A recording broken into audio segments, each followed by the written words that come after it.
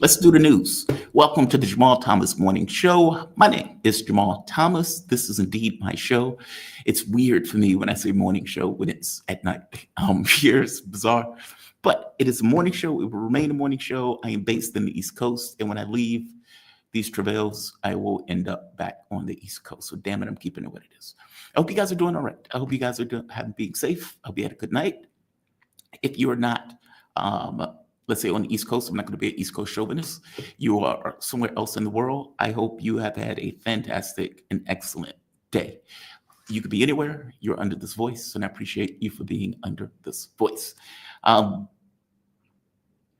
Big news, and it's interesting news across the board. I have been one of those people who said I am eager for Donald Trump to sanction the world. I think the world needs to grow up and stop looking to the United States as quote unquote daddy. And one of the accelerants for doing that would be to sanctioning the entire world. If he believes he can get away with it, God bless him. If the rest of the world is willing to take this kind of vassal status, that is on them.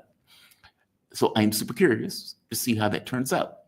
Now, the ire, and a lot of this has been directed at our BRICS countries. Yes, Europe is a vassal, so they don't really count. And we've been over with many guests, some of which were economists, to kind of discuss the reality of that. I mean, I even got into it a little bit with KJ on that very specific point of a vassal effectively claiming their vassal status. With Europe, I think it's more complicated. I know all of the reporting, or most of the reporting, has come out that Europe has bent the knee, Europe has been humiliated, Europe has been destroyed, all that stuff. And on some level, it's true because you have a declining hegemon that Europe has effectively doubled down on. The reason is why they doubled down on it, which is the most interesting to me. Europe is doing that because from the European point of view, their significance and relevance in the world by themselves is moot. They don't matter. Beautiful countries, beautiful monuments, great coffee, great sausage in Germany. But from the standpoint of having any relevance in the world, they have none. And so what they have decided to do is being these kind of former empires, these former masters of the world that can go into countries and take their resources and everything else. Well, you can't do that now. But it's very difficult to shed this imperial perspective, this heightened, unnatural sense of self that when you look in the mirror, you see, I am fantastic, and you are not. They're delusions, Neptunian delusions. So what do you do in that situation? You can try to build your own economies. You could try to make relevance in the world, but it is far easier to attach yourself like a tick on a dog to the actual hegemon. And it feels more satisfactory when you look at it as this is the white world, the Western world, and we are going to be part of that Western world as we deal with the jungle. That is what Europe is doing. If you're looking at the tributes that will never come to pass, that they're going to supposedly invest in the US, if you're looking at the oil that they're going to buy, all of these things are going to just ruin European economies. It doesn't seem to matter. This is what they're doing. So there's that. The other thing is the attack on BRICS countries.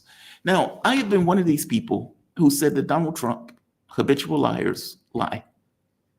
I use that as a rule. I believe in that as much as gravity. And so when Trump says something, I don't really believe it. When people come on the show and say, well, Trump said this, I'm like, okay, fair enough. What does it matter? When Trump and his administration said that they were going with this idea of a multipolar world, I said, this is nonsense.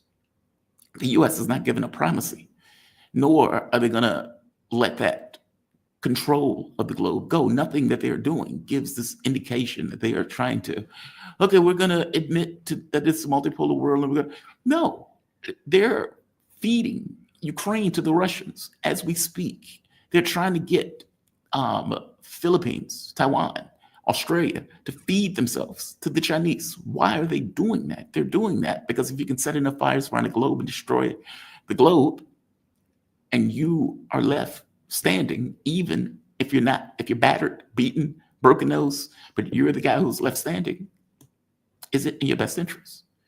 Now, the Second World War is probably a good example of this.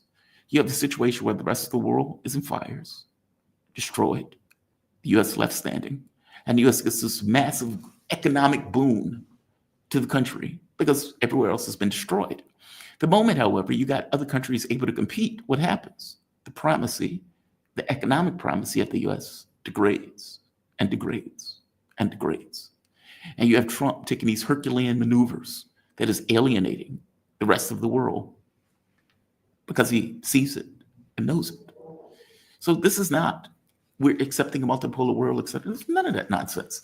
This is not even a capitalistic country doing this. I mean, the United States, I look at capitalism in the same way I look at the Democratic Party.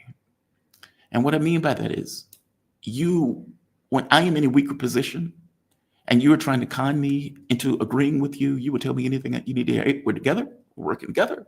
These are the rules. And then the moment that your position shifts, changes, and I get a better position, then you don't care about those rules. You do whatever it takes in order to maintain control. What you want is for me to not to take a primary position. You want to remain in your position. So the rules change the moment that the situation deems that those rules need to change for you to be in control. That is what the US is doing. That's why the tariffs are coming into play. That's why they're going after these other countries. That's why they're attacking BRICS. That's why they're attacking China. If you let China, with 1.4, 1.3 billion people, a massive industrial base, a massive trade constituency, you're screwed. You can't compete. And it's the fact that you can't compete is why the rules-based order needs to somehow change to accommodate the fact that you can't compete. That is what is taking place around the globe. This notion of multipolarity, they are not accepting this. They're not going into their good night. They are railing against the darkness on this front. And this is taking a military character, which, all things being equal, is terrifying. So they're set.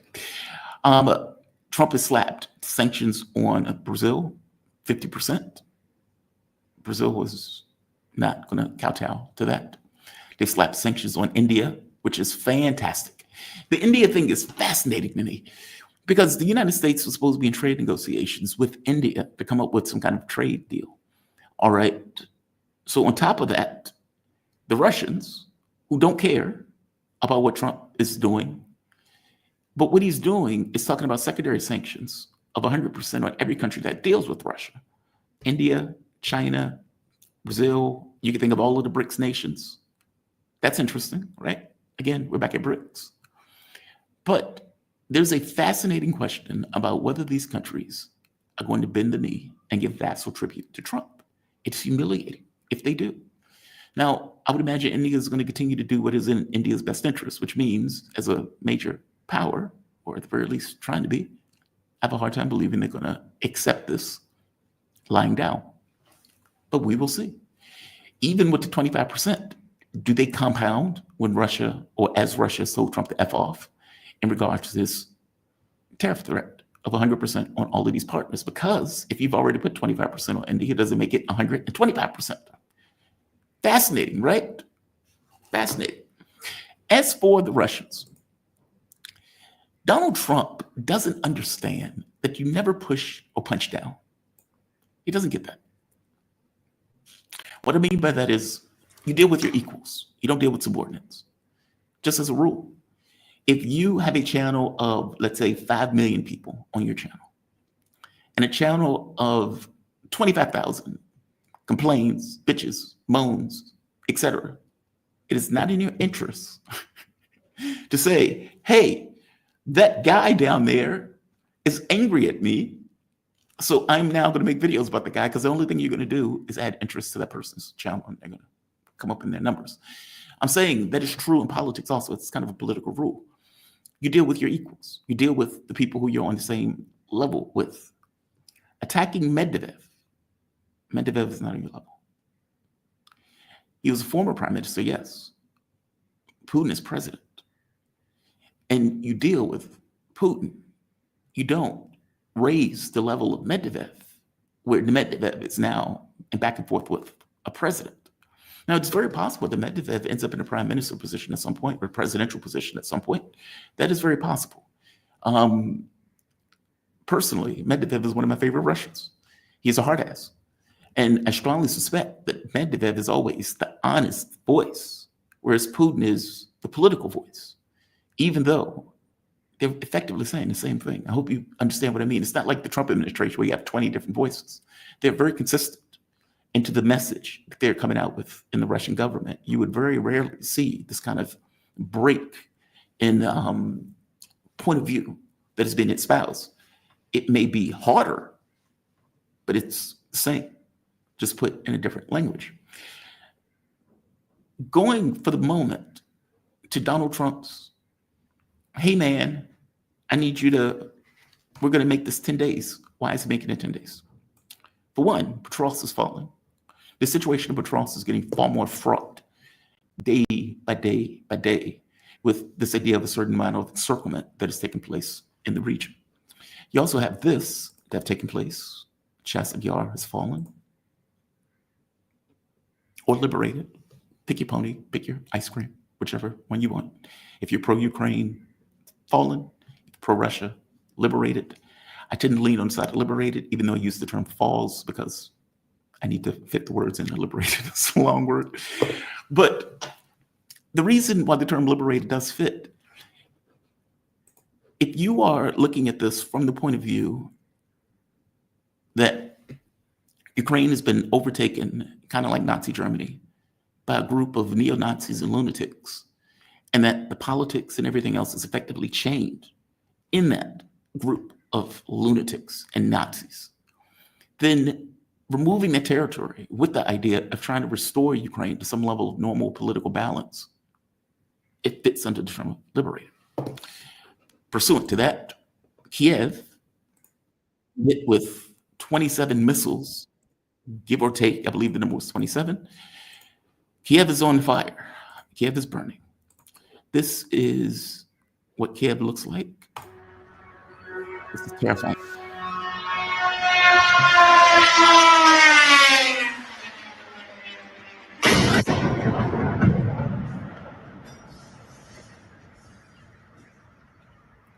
That is terrifying.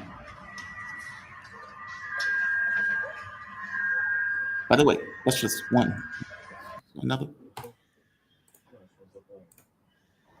Burning. Irreparably burning. Apparently some of these missiles hit the airports.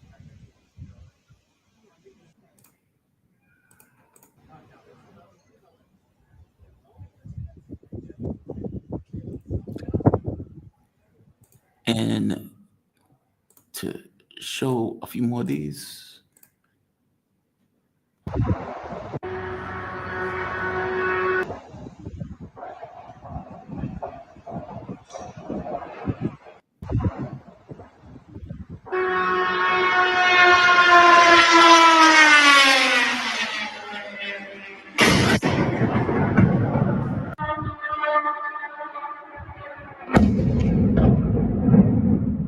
That is terrifying.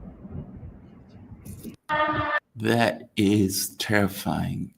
By the way, there are more of these. I mean, you have 27 impacts. Yeah, so it was 27 impacts. That is terrifying. Look, and by the way, Patriot Air Defense was in the region of the airport, and it didn't seem to matter. It didn't seem to make a difference at all. And yet, we continue this war. Basic point. Russia doesn't matter, or doesn't care, the arguments, or let's say the threats that Trump put out. Well, Medvedev pointed out that you are angling towards the path of war. Trump comes out with this threat where he's trashing India. Right here. Kofi, give me 1 second. I'm coming to you in a moment. Where he's trashing India. I don't care what India does with Russia. They can take their dead economies down together. Just to be clear, the Russian economy has moved up to number 4. Just to point it out. Together, for all I care, we've done very little business with India. Their tariffs are too high, among the highest in the world. Again, even that is not true. There's like hundreds of billions of dollars of trade between the US and India. Let's keep going.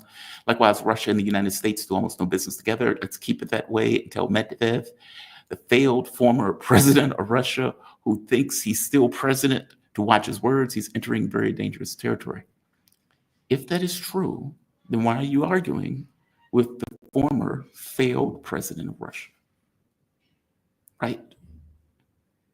You are elevating him, not the other way around. You are elevating him.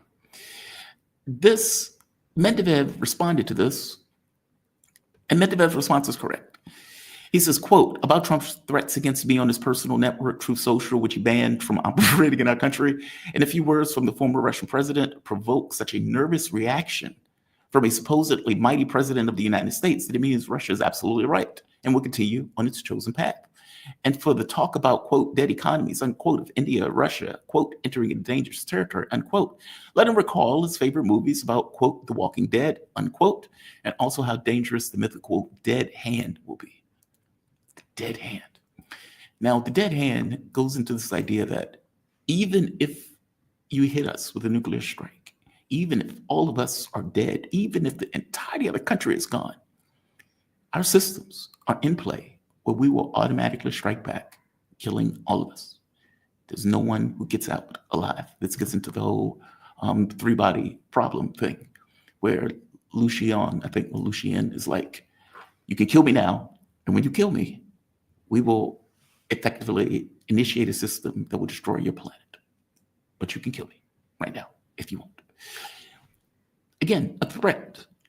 But Medvedev is not necessarily wrong in saying, why is the mighty president of the United States freaking out, lying on Truth Social about India's economy and about Russia's economy, and is engaging me as if I'm president of Russia? I am not. They don't care. They're not scared of you. What Russia is scared of is that you are going to take actions that are going to end the world. Those are different fears. I'm going to bring in my man. We're joined with Kofi Kouakou. He is a damn good friend of the show. Kofi is African analyst, senior research fellow at the Center for China Studies at the University of Johannesburg. Kofi, how you doing, man? Yes. You doing okay today? I'm doing okay. Good to see you again. It's good to see you too, man. I always enjoy these conversations. Trump doesn't quite get that you never punch down. And even when he kind of notices it in his Truth Social, is like Medvedev is acting like he's president. No, he's not. No, he's not. You just miss his role. He is the man who is articulating the honest and actual Russian position with the energy and anger that it demands. Mm-hmm. Putin is the polished political one who will give you that position, but is going to give it to you in a very political way. So Putin is going to be Trump one day said, he says, he's very nice on the phone when we talk. But he does what he wants after the conversation. Yeah, of course. Yeah, yes, that's his role. That's his job. I think what they're doing is playing good guy, bad guy, and they're doing it so well, shifting back around. And in fact, when Medvedev was president, he used to be even lukewarm and quiet. He couldn't say anything, but Putin was the one talking. Now the roles have shifted and flipped. They're playing it so well. Yeah, Medvedev is a hard ass, man. He is a hard ass. I love that role. He plays that role very well. He plays it so well. That's true. Me, man. I really appreciate you joining me. Thanks. My subscribers sent me an email yesterday. He did not on today, so this is fortuitous. And he points out, he says, hey, I would like to know what is going on with the Sahel states.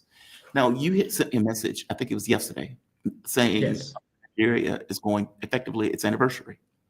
It's been, what is it, 4 years? No, 2 years. 3 years, yeah. 2 years, I would say roughly, if you combine the three countries, about roughly 3 years. Okay, and 5 days. 5 days now. Yes, but Niger was having exactly 2 years and 4 days yesterday, and 5 days today. What is the status of the Sahel states? Because what he wanted to know was specifically about security, but let's just get into the Sahel states so we can bounce back to security first. Second. Well, I mean, one of the things is the security is one way or another balanced out. I would even say improved since the French and the Americans left. And this is a hard one to tell people because the Western media keeps really ballooning, one attack here. But it's really important to talk about it, but it doesn't really give you a full picture. And strangely enough, and you have to give it to those three states, they've managed to stabilize. I mean, these are vast countries, especially Mali and Niger. Niger is about 1 million. Niger is a little bit bigger than South Africa, just so 68,000 square kilometers. Yeah. And Mali is also in the 1 million. Burkina Faso is the only one that's very small. I think it's about 200,000 something square kilometers, roughly around 300,000. But this is a vast territory to police. And so you will have challenges on the security front, and they've managed to stabilize it one way or another with the help of Russia, especially in Mali, at the borders of with Algeria, but also Niger. As you know, as you can see the map behind me there, both countries have their borders with Algeria, and this vast territorial connection is where most of these jihadists are running to find cover. And then there was a talk that Algeria was sort of giving them free range to give a hard time to those two countries. So Mali, especially Mali, was having a little bit of go at Algeria. And that the military in Algeria was sort of supporting, that's what Mali was alleging. But so far, things have calmed down, and the Malian military has improved tremendously with the support of Russia, but also on the side with economic support with China, same as in Burkina Faso and Niger, but mainly it's Russia that's really helping in those areas.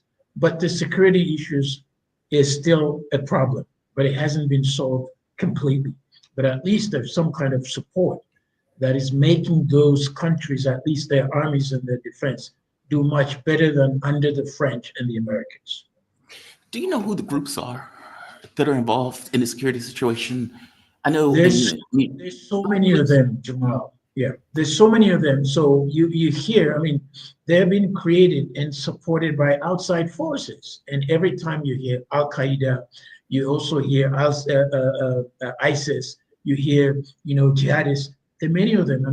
I know that the last time we checked, at least I checked, there were about 28 or 30 of these groups running around in the Sahel. And the Sahel is not an easy place to police because of the harsh climates, the difficult environment to live in, and the military people. And these guys can run around and hide in the dunes in the Sahara Desert without being found easily.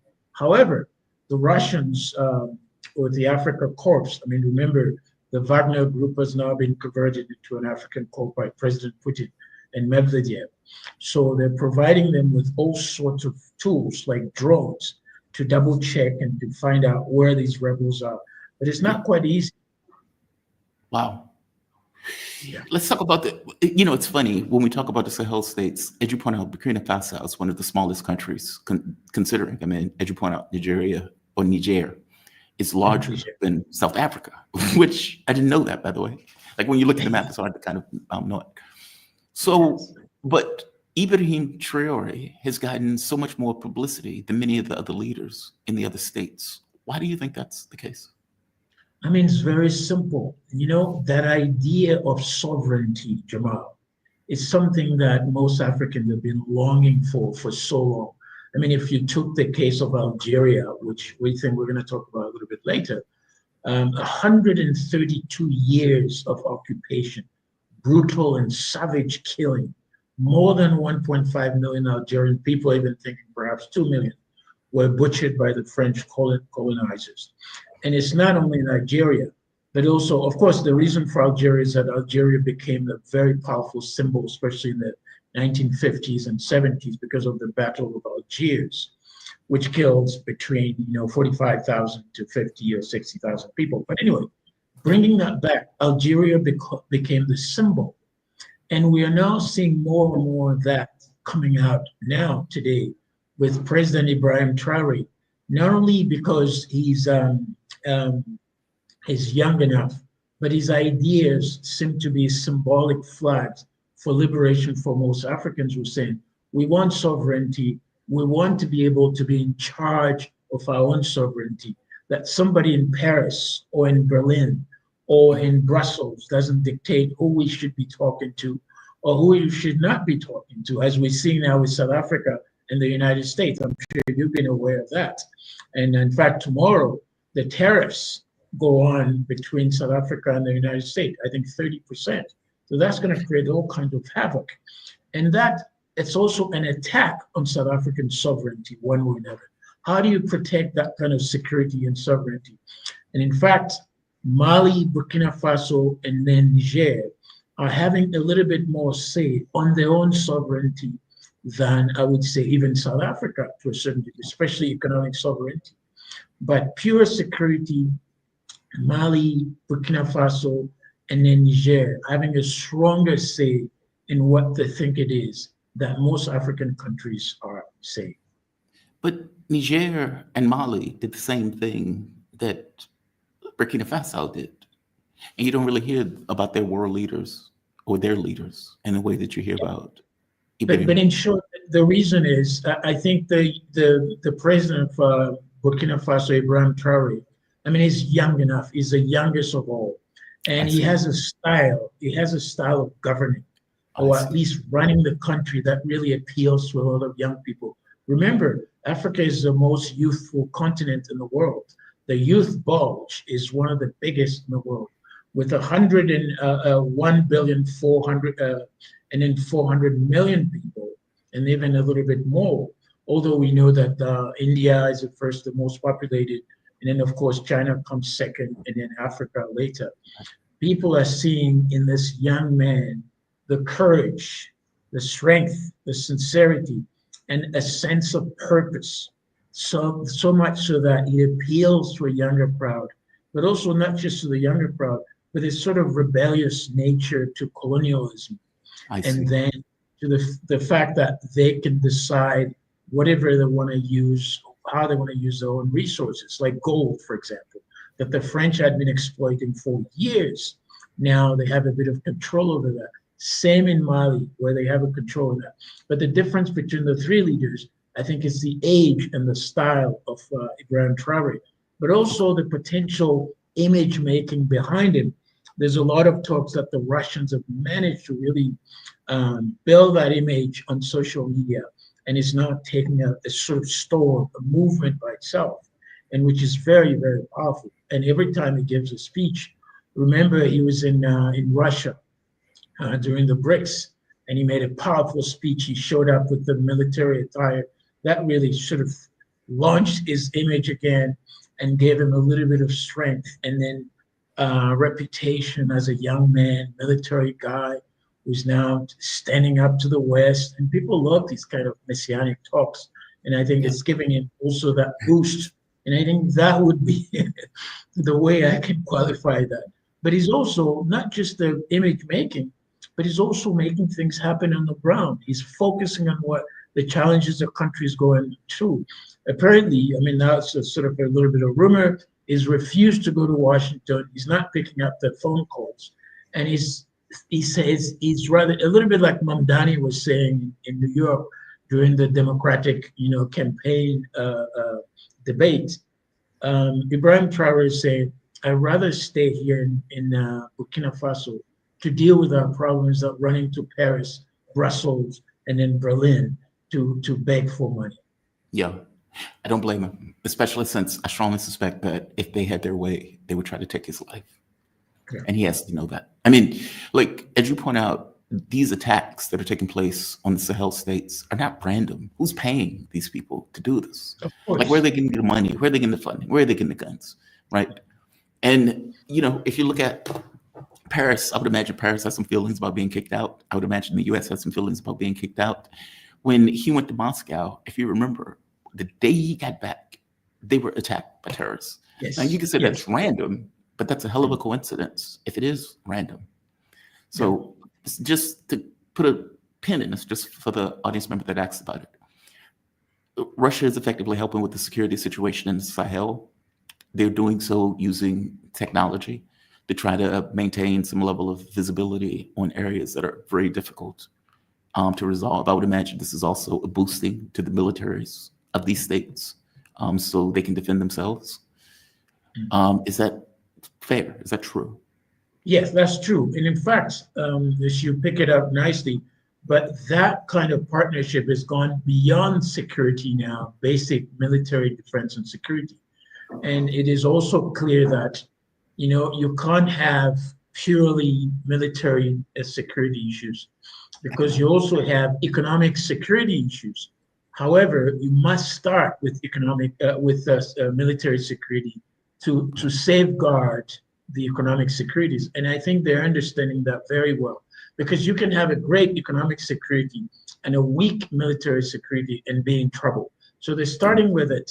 And Russia has has sort of upgraded that relationship all the way beyond just military security, but also economic security.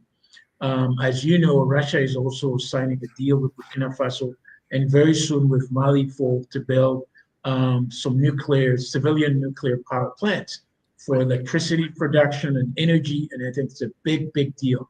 And China is also helping for economic security issues as well. So it's going broadly beyond that, technology, education, cultural stuff. And I think as time goes on, people are hoping that if the young men, especially in Burkina Faso, all those three people are not assassinated because there's a great deal of concern about their security and their safety, things will change very radically in West Africa for sovereignty, not just military or security, basic pure security, but it's also economic security. In fact, the three last week have had a launch of looking at what's called a development bank for those three countries. So this is a big deal away from ECOWAS, as you know. And they're now building slowly. They might even consider having a currency that's going to be backed by, guess what? Gold. And these three countries have a lot of it. And that worries the hell out of course, the United States, because the US is worried about de-dollarization.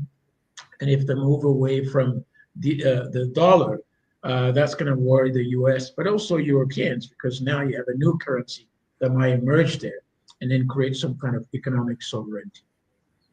Oh, that's fantastic. That is fantastic. And so that goes on to the economic front about how these countries have been developing. Has there been a significant, I know it's only been a few years, so fair enough, but have you been able to see a significant difference, and have the people on the ground been able to see a significant difference since the changeover in political, it's not really ideology, I guess it's political association, removing themselves from ECOWAS? Yes, it is ongoing. There's no going back to ECOWAS. And of course, the economic realities are not easy. It's a tough time for them. Remember, they were embargoed and they were just sealed off from the sea and then receiving goods. But there's all kinds of ways to go around that. So they find a way to bypass these things through Mauritania and perhaps even Algeria and sometimes Libya. And they've managed to resist. And their resilience is proven very, very useful because they're still alive and they're still very strong. What they've done is they said, look, we are running our business and our shows, but we're not stopping other Africans from visiting us. So we maintain the same visa system because ECOWAS, one of the most beneficial, I must say, project was the movement of people in West Africa. This one was just incredible. So somebody from Mali could move to Senegal and live there as if they were in the same country. And that really turned out to be really good. And so those three countries have still maintained that.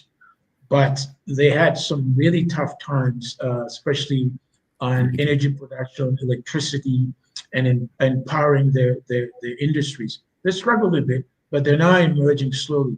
A country like Niger, as you know, Niger had a lot of uranium that the French were exploiting. But boy, my goodness, as soon as they nationalized this, from a few cents that they were getting on the kilo of uranium, they now are getting huge amount of it. And guess what? The economic growth of Niger pulled up to somewhere around, I think, was 6 to 7% in less than 20 years. Yes, but this is just a bit superficial because it needs to trickle down. But Niger also has got huge oil. And guess who was helping them with that? The Chinese. Yeah, the Chinese have invested a huge amount of, And so they're now getting some revenues from it. They were not happy with some of the transactions with the Chinese, but they're back on board, and they're now collecting a great deal of resources for their country. So in 2 years, or 2 years and 5 days for Niger, but even 3 years for the three countries, it's not yet enough. But we can see that people are even hoping. They know it's not going to be easy, and they're prepared to go through those tough times for better days. And I think this is the resilience element that we need to support and we need to encourage. But there's a lot of contraband, trafficking, and so forth. So they're beating up all the, the sanctions, and they're surviving. Yeah, I am a true believer in this idea that if a country left its devices, will be better off. And let's be honest, they were already going through tough times. I mean, France was raping them on the uranium thing. I mean, they were getting like pennies on the dollar of what France was. So no, this is a good thing from my point of view. And I guess we'll see how good it is in a decade when, you get let's say, a more full-fledged sense of what these governments could be. Look, some people are worried about democratic rules and so forth, and that the president of the military president of Mali has just extended his own state for another 5 years. And they're saying, wait a minute, what's going on here? But we need to also remain vigilant so that these military rulers don't take advantage of the goodwill of the people, and people support some kind of Pan-African resurgence. And that's this goodwill must not be violated when we're so that people now get what they really put them there for and supporting them. Because usually they turn around and they change their speeches, and they're starting becoming the house niggers that we know and we've known for so many years. And we can start seeing that with Senegal. Diomaye Faye, who was put there by his Prime Minister Sonko, is now playing some kind of game. Of course, he was invited to Washington. Remember that as part of the 5 African presidents who were invited by President Trump. And guess what? He was asking President Trump to come and do to Senegal, build a golf course. Can you believe that? Was he? It's shocking. Let's hit the democracy thing for a bit, because I think that's a fascinating question. Like, we have there's a bias for democratic rule. There's a democracy is the worst system with the exception of everything else. That's the way they say it. I don't know if that's true, to be honest. Like, I can't say that.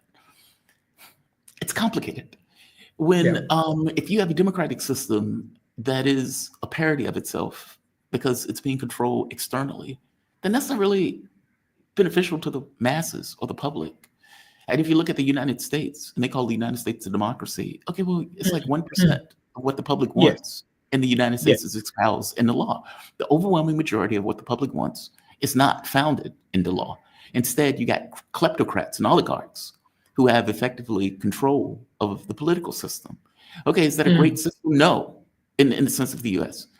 If you can get a democratic order where you don't have this overt financial interests, maybe, but I don't see those around the globe. And so I guess, long story short, that's a lot of wood to chop.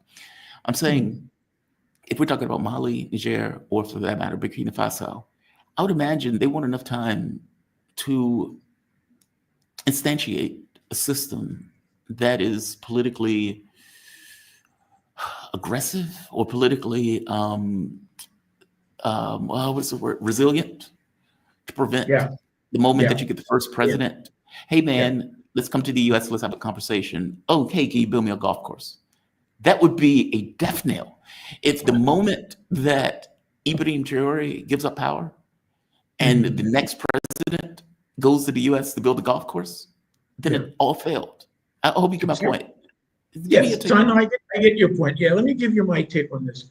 I mean, many of us who studied under colonial French systems, education, remember contextually in the old days when Alexis de Tocqueville wrote Democracy in America, which was, the grand idea that this is a new place, a new world where, people were looking at, the government by the people, for the people, and so forth.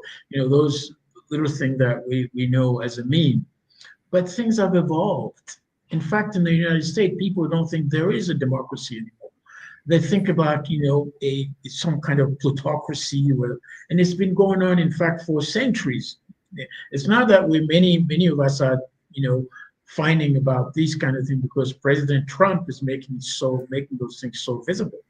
But if you were to bring that to Africa, which, modern democracy ideas were sold to Africans, especially in the late, let's say, 80s or so, where you have the idea that you should spread, power among people, figure out you have all kinds of ways to check a dictator. But it has evolved so much so that there are democracies, not just democracy, because democracy in America doesn't mean much to the same way it means to South Africa today. And they're customized in a way that, of course, they share, some of the similar backbones, but there are differences in places. If today somebody says that you can't criticize Israel in the United States, but in South Africa you can do that, right? Right. You can speak it out. In France you can't do that, you see, but they're supposed to be under a democracy. So which means even in the United States, you can criticize the United States because of the First Amendment, but you can't criticize a foreign country. That's almost unbelievably, it's incredible to see that under a democracy. So in the Sahel, we can't talk about democracy at this stage, especially in those three countries, because they're run by, military dictators who've taken power away from a specific consensus. However, people are saying, wait a minute, they've taken power because the Democrats who were there were supposedly elected, sometimes fraudulently and cheating at the ballot boxes, didn't deliver at all. We're still in the same mess. Unemployment is skyrocketing. Extreme poverty is the worst thing. Inequalities are going worse. Corruption is even worse. And then crime of all sorts are running around. Those 5 challenges that I call Afropocalypse are really difficult to fight. And the military guys are saying, we need to offer an alternative way of government that could help us to stabilize the way we live. It's not about ideology or democracy, but can we get the basics, if we want to talk about, quote unquote, the Maslow hierarchy of needs, a place to stay, food, security, take our kids to school. These are some of the basic things that we're not getting, but we didn't get them under democracy. So we'd like to try something new. And the citizens of this country said, yes, let's try something new. We don't care as long as the people are there can help us to fix those challenges. We'll be with them for a while. And then if we find another way to create a democratic system that works for us, we'll buy into it. And this is what I'm seeing emerging, not just in the Sahel, but also in different places in Africa, where even if you have a dictator that stays there for a while, but who can provide those basic things, with a few here and there, people will say, yeah, let's keep that person there for a while. And that's what's emerging more and more in Africa right now. But there's no assurance that these military people would want to give up power later. So it's a risk. It is a risk. Yeah. It's a risk. It's a huge risk. But the risk will come out of nowhere. And Jamal, it's a risk to take, to test it out. If you're not risking that investment, you're not going to get a return that you want. Yeah. And again, it's not like it was going great. Meaning this didn't come out of nowhere. This wasn't like, God just struck this out of the blue. This was purely based on material circumstances that were on the ground where this evolved. And God, man, I'm so glad you bring in Maslow theory of needs, because it is a truth statement to say that plants don't grow by themselves, and neither do human beings. You need food, clothing, shelter, air, sense of self, energy. All of these things are necessary for anything to come into its own fruition. And if you do not have those things, that thing will suffer. And I know I added clothing, and you don't have to add clothing, but I hope you get my point. It's very, if people needs aren't met, they will suffer. It's a very basic thing. They need oxygen, right? You need energy. You need this sense of self within the context of a larger system of society. You need to be able to make your way. And when you take those things away, you get a disease in your society. It's like anything else. If your body doesn't have vitamin A, that body is going to suffer. If it doesn't have vitamin E. Right. No, yeah, God, that's a really good point. Such a good point. You mentioned BRICS. Trump is adding, it is not a coincidence that Donald Trump and the countries that he's going after, Brazil, South Africa, India, China, because he will have to go after China, especially if he's passing the secondary sanctions on Russia. China's already said, we don't care. We don't care. We don't care. Do whatever you want. This is Trump.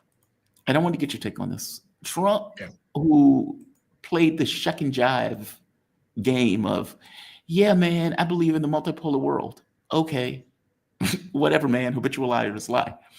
This is him when asked about it. And listen to what he says here. And I want to get your take on this statement by him, because I think it's telling. It's more honest than he typically is. And the mask of his actions come off. Russia, what is that additional penalty? And are other countries facing the same threat? Well, we're negotiating right now, and it's also BRICS. You know, they have BRICS, which is basically a group of countries that are anti the United States, and India is a member of that, if you can believe it. It's an attack on the dollar, and we're not going to let anybody attack the dollar. So it's partially BRICS, and it's partially the trade situation. It's the deficit. We had a tremendous deficit. So, as you know, Prime Minister Modi's a friend of mine, but they don't do very much business in terms of business with us. They sell a lot to us, but we don't buy from them. You know why? Because the tariff is so high. They have one of the highest tariffs in the world. Now they're willing to cut it very substantially, but we'll see what happens. We're talking to India now. We'll see what happens. It doesn't matter too much whether we have a deal or whether we charge them a certain tariff, but you'll know at the end of this week. I swear, man, I believe it or not, I am pro-Trump doing this. I find it to be an accelerant.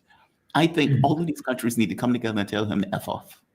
That's what I want to happen. I pray for that day where all of them get on stage together, lock arms, and just say F the F off, and then walk off stage, drop the mic, and leave. Yeah. I don't know if that's going to happen. It may not happen because all these countries have a different ways of dealing with relationship. They're not open, but in private, they're saying it. They're showing, the finger in private.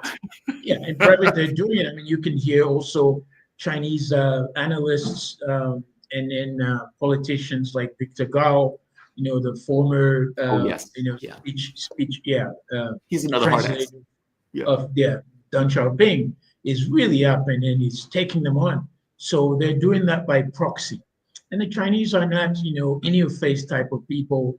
It's not quite their culture, but with time, they're going to have to come out of their torpor or their quiet mood and so forth. But you can also see that they're very, very bullish and tough with their spokespersons. When you see that they're, foreign spokesperson and so forth. Putin, for example, is very quiet, almost subdued, but he carries a really big stick right in the back. He said, okay, this and this, but then from time to time, he shows that stick. And that's the style of the BRICS. But the BRICS are such an eclectic mix of countries that one of the things that makes them also both powerful, but also fragile, is that on one hand, you have 2 or 3 of them, especially China and Russia, that are very strong. I would say India is sort of a little bit in the middle. South Africa and Brazil are sort of some of the weakest links a little bit. But they're slowly becoming a very consolidated group with now the BRICS plus, other countries that are coming in. But I think President Trump is missing out. He's not getting the big message. These are countries that are slowly, in fact, they're much larger than the United States. And trade between the BRICS countries has gone up by 30%. I mean, this is huge since the war in Ukraine, and then also the problem in the Middle East. And they're growing steadily. China now is doing more business in Asia than anywhere else, although it's still very present in places like Mexico, where they're selling cars and EVs. They're dominant across the value chain of almost everything, from electric vehicles to satellite stuff to largely also how do you call that, rare earth minerals. They're dominating all these fields. So Trump is missing out something. He still is sitting on the fact that, yes, the United States is the most powerful country in the world. It's not anymore. We've seen it with those two wars, the one in Ukraine and then the one in the Middle East with Israel and Iran. I mean, anybody who's missing those weaknesses really needs help. You know, those who are very genuine about analyzing the power of the United States will know that the US is very weak now, and they're making a big mistake to try to attack China at this stage. And they're running out of ammunition. I mean, I've never heard this sort of nonsense that a great power is running out of ammunition. I mean, Jamal, I just can't understand that. I mean, analysts, some of the best analysts are saying it. In the US is also, I mean, the politicians and the military in the US are agreeing with this. Unless they're playing a double game on us, they're trying to play weak and then hit hard later. But the facts are showing that they're not that good, because if they were good enough, let's take this whole thing between Israel and Iran, where the whole West, including the United States and European countries, were supporting Israel. They just couldn't make a dent into the missiles of Iran. That shows that there's something wrong somewhere there. And then, of course, in Ukraine, where, you know, Russia is just pounding, you know, the West. It's just unbelievable. They're just talking. I mean, I was listening to Retort last time talking about a NATO guy talking about how powerful NATO is coming out now. President Macron said, okay, we're coming after Russia. And then you know, what's that, Starmer of Britain said, yeah, it's saying, oh, we're coming after Russia. They've been saying this for months and years now. Nothing is happening. So those weaknesses are something to pay attention, and they better be very careful when we bring that to the BRICS to close, which means the BRICS will start to bind if one of them is seriously attacked. Like Iran was attacked, but you know, it didn't really come out clearly, but they were helping. And I'm sure you've heard that Russia has already been moving some S-400s there already. China is also moving in some fighters. So they're now slowly building up. They're not groups of people who will put themselves in your face and say, yes, we're going to be fighting you. Here's what we have, and so forth. They're a bit more subdued, modest, but they will deliver a powerful blow to the West. If the US attempts to attack China, this is going to change everything. Oh, there man. Will be that is the end of the world. That is the end of the world. That's the end of the world. Yeah. And the only thing everybody's worried, of course, is nuclear war. But even if you were to kill 1 billion Chinese, there will be 400 million more left, right? You see what I mean? Still more than the US, yeah. Thank you. And the US better be very careful in straddling this kind of emerging crisis in the world and continuously manufacturing crises that the world doesn't need. And I kept saying to people, I had my interview the other day with the media, the US is not building, it's just destroying with wanton trade economics on all the countries, even with our own allies. You know, they just cut a deal this week with the EU. And that makes it a bit difficult for allies to even support the US. And all of that, in case of a war, the US better be very careful, because people can shift alliances. That's US policy to set fires. Yeah. Like if you let China, like if you let countries just proceed, let's say the US takes this kind of kumbaya, let the world do what the world does. We're just going to believe in capitalism and competition, and the better competitor wins. Okay, the US is going to lose. We can't compete, at least not in the way that we organize ourselves. Like we don't invest heavily in education. We don't invest. I mean, Jamal, China is building the world, literally. from Asia to India to Pakistan to all the way to Mexico, at the borders of the United States, all the way to Africa.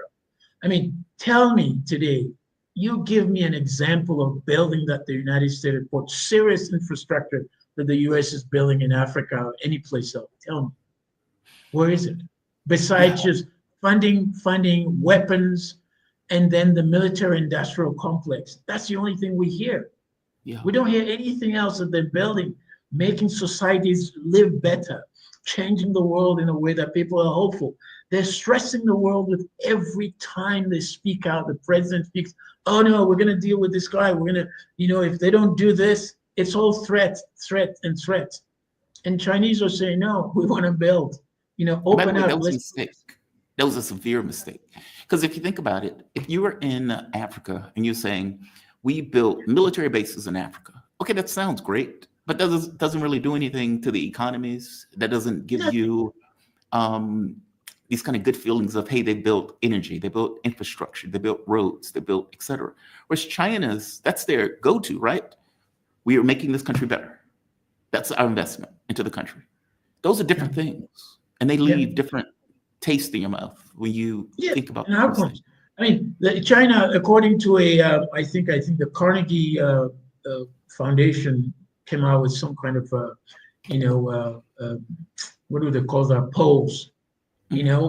76 or 80%, close to that, Africans are seeing China in a better light than they see the United States. I mean, this is just unbelievable. You couldn't think about this 20 or 30 years ago. That is amazing. What do you, I mean, this could be the last question. What do you think? What do you think? Do you believe that BRICS on some level is going to require some kind of military thing to defend itself?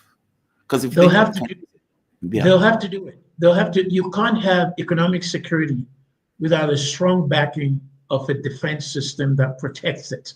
No. If not, you're going to be weak. And this is where China has done it for itself. It said, look, we are global economic power, but we must really defend it with the military power. So they're investing hugely in the military power to be able to protect their assets, their wealth around the world, in case there are big attacks on them. And I think slowly, but perhaps, as you said earlier, they will have to go faster, because as President Trump pushes them towards a cliff, they're going to say, we're just doing it. That's it. And then they'll come up with something. And the Iran-Israel conflict has taught them something, and they are preparing for it. And they're blazing the guns. They're waiting for this kind of crisis to happen. Kofi, you are fantastic, man. You're fantastic. Thank you for this. Kofi Kouakou, he is an African analyst, senior research fellow at the Center for Africa-China Studies at the University of Johannesburg. Kofi, you have a fantastic rest of your day, man. Thank you for this. All right, we are going from one good guest to a guest I haven't spoken to in a while, but I am so super eager to talk to. We are joined with Dr. Gerald Horne. He is a historian, award-winning author of more than 30 books, who currently holds the Moores Chair of History and Africa-China Studies at the University of Houston. I don't know if that's still true. Is that still true? African-American studies. I mean, this lighting is terrible. I don't know if I can do anything about it, though, because I'm on the west coast of Canada. And are you? Okay. Well, let me get to the rest of this. His research has addressed issues of race in a variety of relations involving labor, politics, civil rights, and war. Dr. Horne, man, you have no idea how happy I am to talk to you. I don't care if the lighting is bad. I'm going to enjoy this conversation. I asked you, was there anything you wanted to discuss? And you pointed out BRICS and Donald Trump's blatant attacks on BRICS countries. And you pointed out the way that effectively the U.S. is eating its allies. It's turning these colonial states into colonial states of the U.S. Let's start with the first one first. Let's go with BRICS, because this one is more fascinating to me. You could not get Democrats to even utter the term.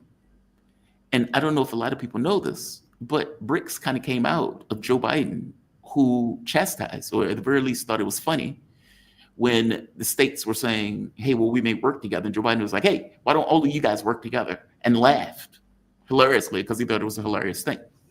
Fast forward to now, they don't think it's a hilarious thing. They think, oh my God, this is detrimental to the dollar. Oh my God, this is adversely affecting the United States' power, economic potential around the globe. And Donald Trump let the cat out the bag when he said this recently, because all of this talk about, well, Donald Trump believes in a multipolar world. Nonsense. Nonsense. This is Trump at a recent press conference. For Russia, what is that additional penalty? And are other countries facing the same threat? Well, we're negotiating right now, and it's also BRICS. You know, they have BRICS, which is basically a group of countries that are anti the United States, and India is a member of that, if you can believe it. It's an attack on the dollar, and we're not going to let anybody attack the dollar. So it's partially BRICS, and it's partially the trade situation. It's deficit. We had a tremendous deficit. So, as you know, Prime Minister Modi is a friend of mine, but they don't do very much business in terms of business with us. They sell a lot to us, but we don't buy from them. You know why? Because the tariff is so high. They have one of the highest tariffs in the world. Now they're willing to cut it very substantially, but we'll see what happens. We're talking to India now. We'll see what happens. Now, I'm fascinated by that because he's right. We are quote unquote talking to India right now. Donald Trump has effectively said we're going to put 100% tariffs on anybody that does trade with Russia. Okay, that means all of the BRICS nations at that point. Russia, China, India, South Africa, Brazil, UAE, Saudi Arabia, all of these countries are supposedly going to get 100% tariff. If you indeed are putting 25% on India, does it make it 125? 50% on Brazil, does it make it 150%? Like, he's hitting all of these countries with tariffs. Give me your take on this. I mean, just an open admission of, we don't like the fact that you're forming an economic organization for your betterment. So we are going to effectively attack you economically in order to protect our dollar, to force you to use our dollar, which is the argument that he's making there. Give me your thoughts. Well, first of all, you need to connect this attack on the BRICS, Brazil, Russia, India, China, South Africa, with this trade deal, so-called, that emerged in Scotland with the European Union. Now, it's difficult to take this trade deal seriously on the one hand, because it represented such a capitulation by Brussels to Washington. The fact that out of Germany, the motor engine of the European Union, there was discontent about this trade deal. The French Prime Minister said it was a dark day when this trade deal was negotiated and that it represented a submission. So on the one hand, it's difficult to take the trade deal seriously. It's not clear whether it will pass muster within the parliaments of the 27 European Union member states. But on the other hand, to the extent that you do take it seriously, you have to see it as a kind of circling the wagons of the imperialist camp. That is to say that Brussels has decided that it's in their interest to be a neo-colonial appendage to U.S. imperialism, yes, rather than improve relations with Russia, particularly with regard to the nettlesome question of Ukraine, not to mention improve relations with the People's Republic of China. You might recall that just before the Scotland fiasco, Ursula von der Leyen, the head of the European Commission, was in Beijing, and apparently things did not go very well because Europe has decided that it should not move away from its 19th century approach to China, that is to say, a kind of gunboat commercialism that is out of touch and out of tune with contemporary realities. And so what we see right now with regard to the attempt to escalate trade tensions, not only with South Africa, but with India as well, it represents a kind of last stand, I would hope, and I would imagine, of the imperialist camp as they attempt to rescue their flagging fortunes. But I'm not sure if it will work out to their benefit and to their advantage. I'm glad you said that, because that was the way I saw it too. that this was, you had these imperialist countries who have lost clout and power on the global stage, and they're nothing on their own, and they've latched themselves like a tick onto America with this idea that, okay, America, this is like a doubling down on the declining empire, even to their own detriment, even if they have to give this kind of vassalage, donation to America, they were willing to do it. It was amazing to me, and people looked at it as complete capitulation.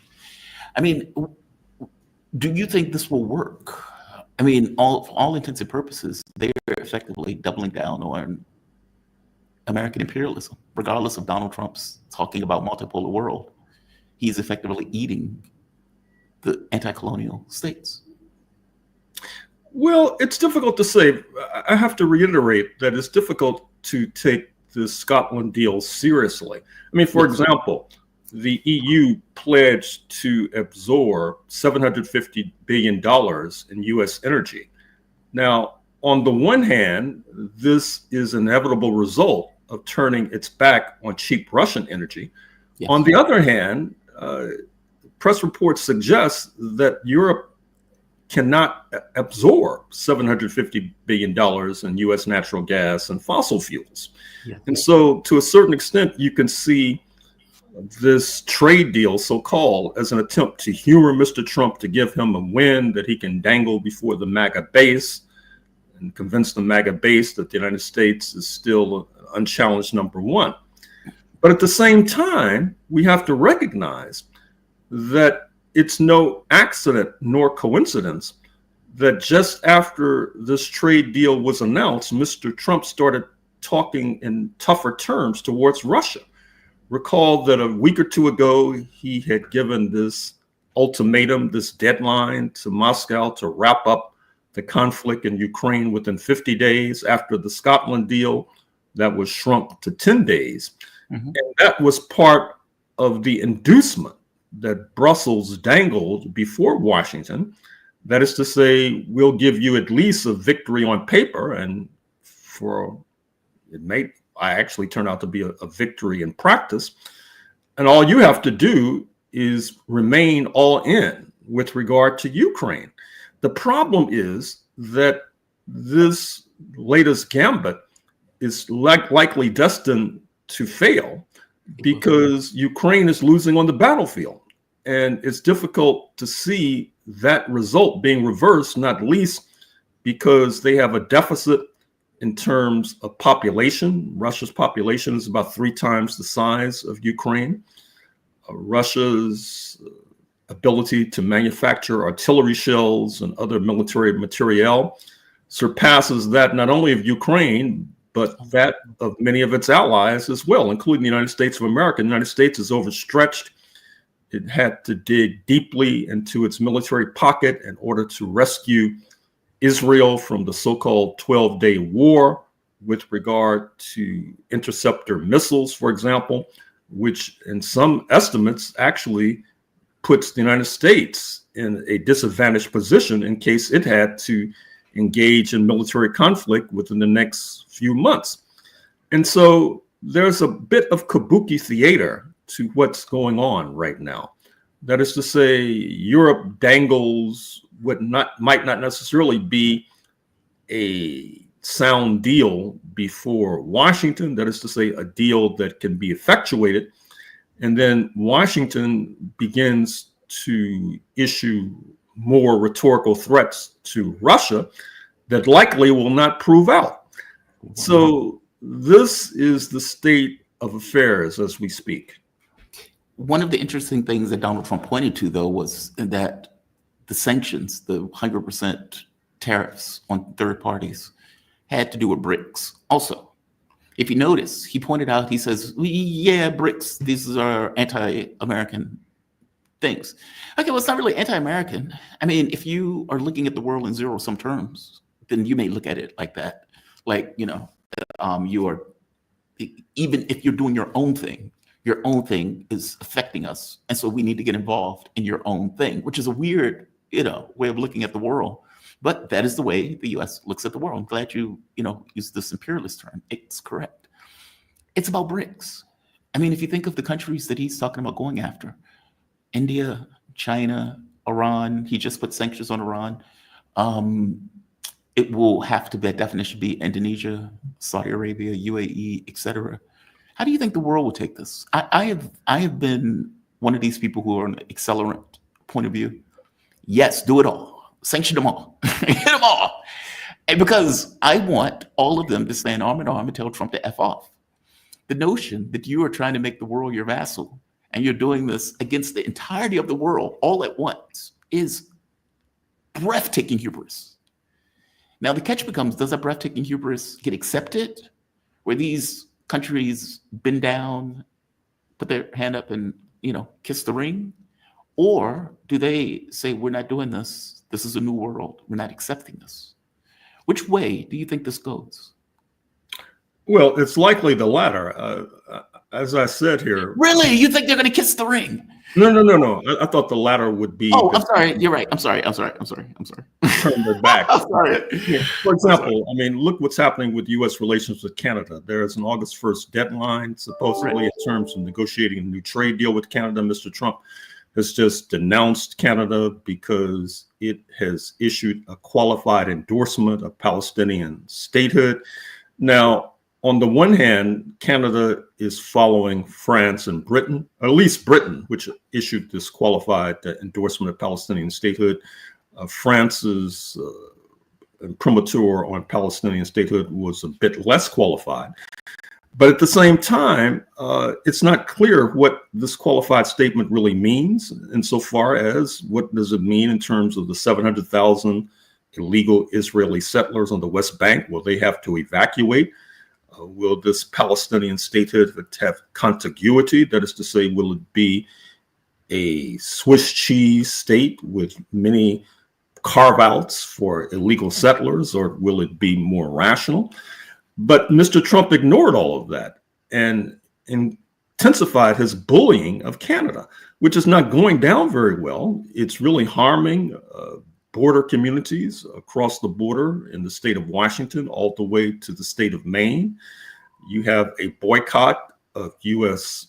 booze and spirits, which is hammering Kentucky in particular. And so Mr. Trump apparently thinks this is 1950, when the United States was bestriding the world like a colossus, and he has not taken into account all of the magnitudinous changes since 1950, and yet that apparently this kind of bullying attitude strikes a chord with his base, but it does not respond to realism. And if it does not respond to realism, that means that Mr. Trump ultimately will have to change positions, which, as you know, he rapidly and quickly does. That's why we have this acronym TACO. Trump always chickens out. And I think we're due for another TACO with regard to Mr. Trump's approach to the international community. And Canada, to that degree, is a microcosm. You bring up something that I found super interesting in all of this. There's a level of mean-spiritedness that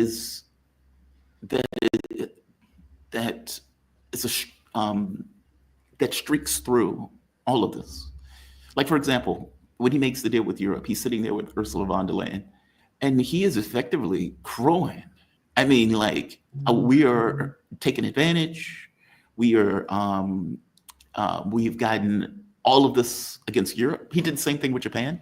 Oh, we're forcing Japan to do this, and we don't have to do anything. Basically, it's almost as if this very premise of equal exchange or fairness doesn't matter. In fact, fairness is a negative in the context of trade or in the context of negotiation. We don't believe in fairness. We don't believe in equal exchange in order to have some kind of fair relationship with the other. That is a negative. That is a weird position. I mean, you could say it's imperial, fair enough, but even for imperial interactions, that is pretty extreme. But that seems to be what he sells to his base, as if this is what my base wants, this is what I'm going to deliver, I'm Donald Trump, America is back. It's very strange. Or give me your take on this. I mean, maybe you have a different point of view. Well, no, I largely agree, but to return to one of our original points of discussion, this trade deal with the European Union emerging out of Scotland, it's not clear once again if the terms of the deal can be effectuated. I mean, for example, a la Japan, there's supposed to be billions of dollars of investment from the European Union into the United States economy. Well, it's unclear if Ursula von der Leyen can tell German companies, French companies, etc., that they should invest into the United States of America. That's not necessarily how capitalism works in 2025. Right. And so even on its own terms, there are many problems with the effectuation of this deal, which once again reduces it to a kind of theater, a kind of boo bait for the bubbas, as used to be said back in the day. That is to say, a way to make a raw appeal to the Trump base, reassuring them that United States imperialism is the unchallenged number one. It can make Brussels bend the knee.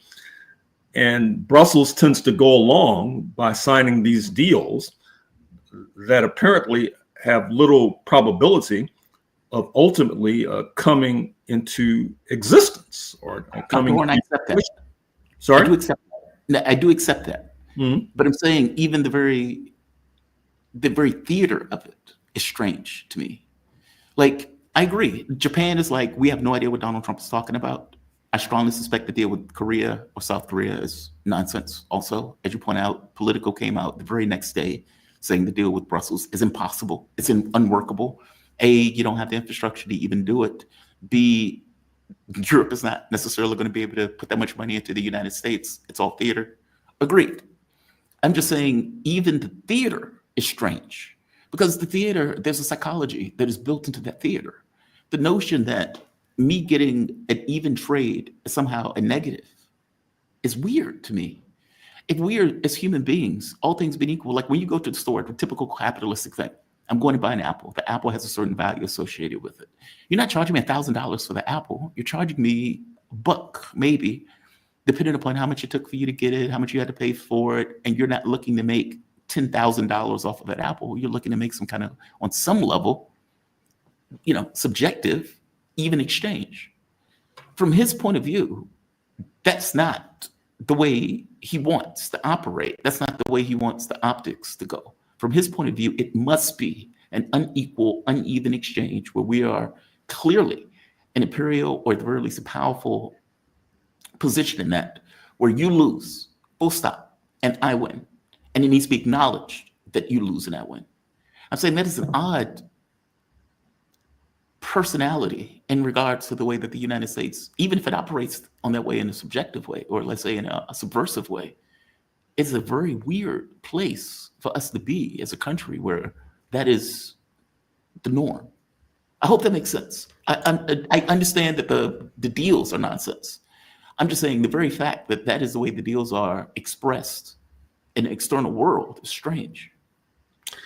Well, on the one hand, you can see this as an inevitability. That is to say, the United States and its imperialist system is increasingly under challenge by the BRICS, and yet psychologically, politically, and otherwise, there are a core base of supporters. There is a core base of supporters who are rejecting that particular reality.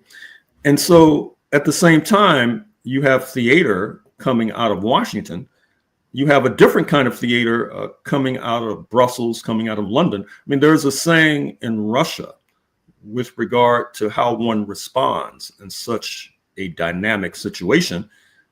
You give the other guy the finger with your hand in your pocket.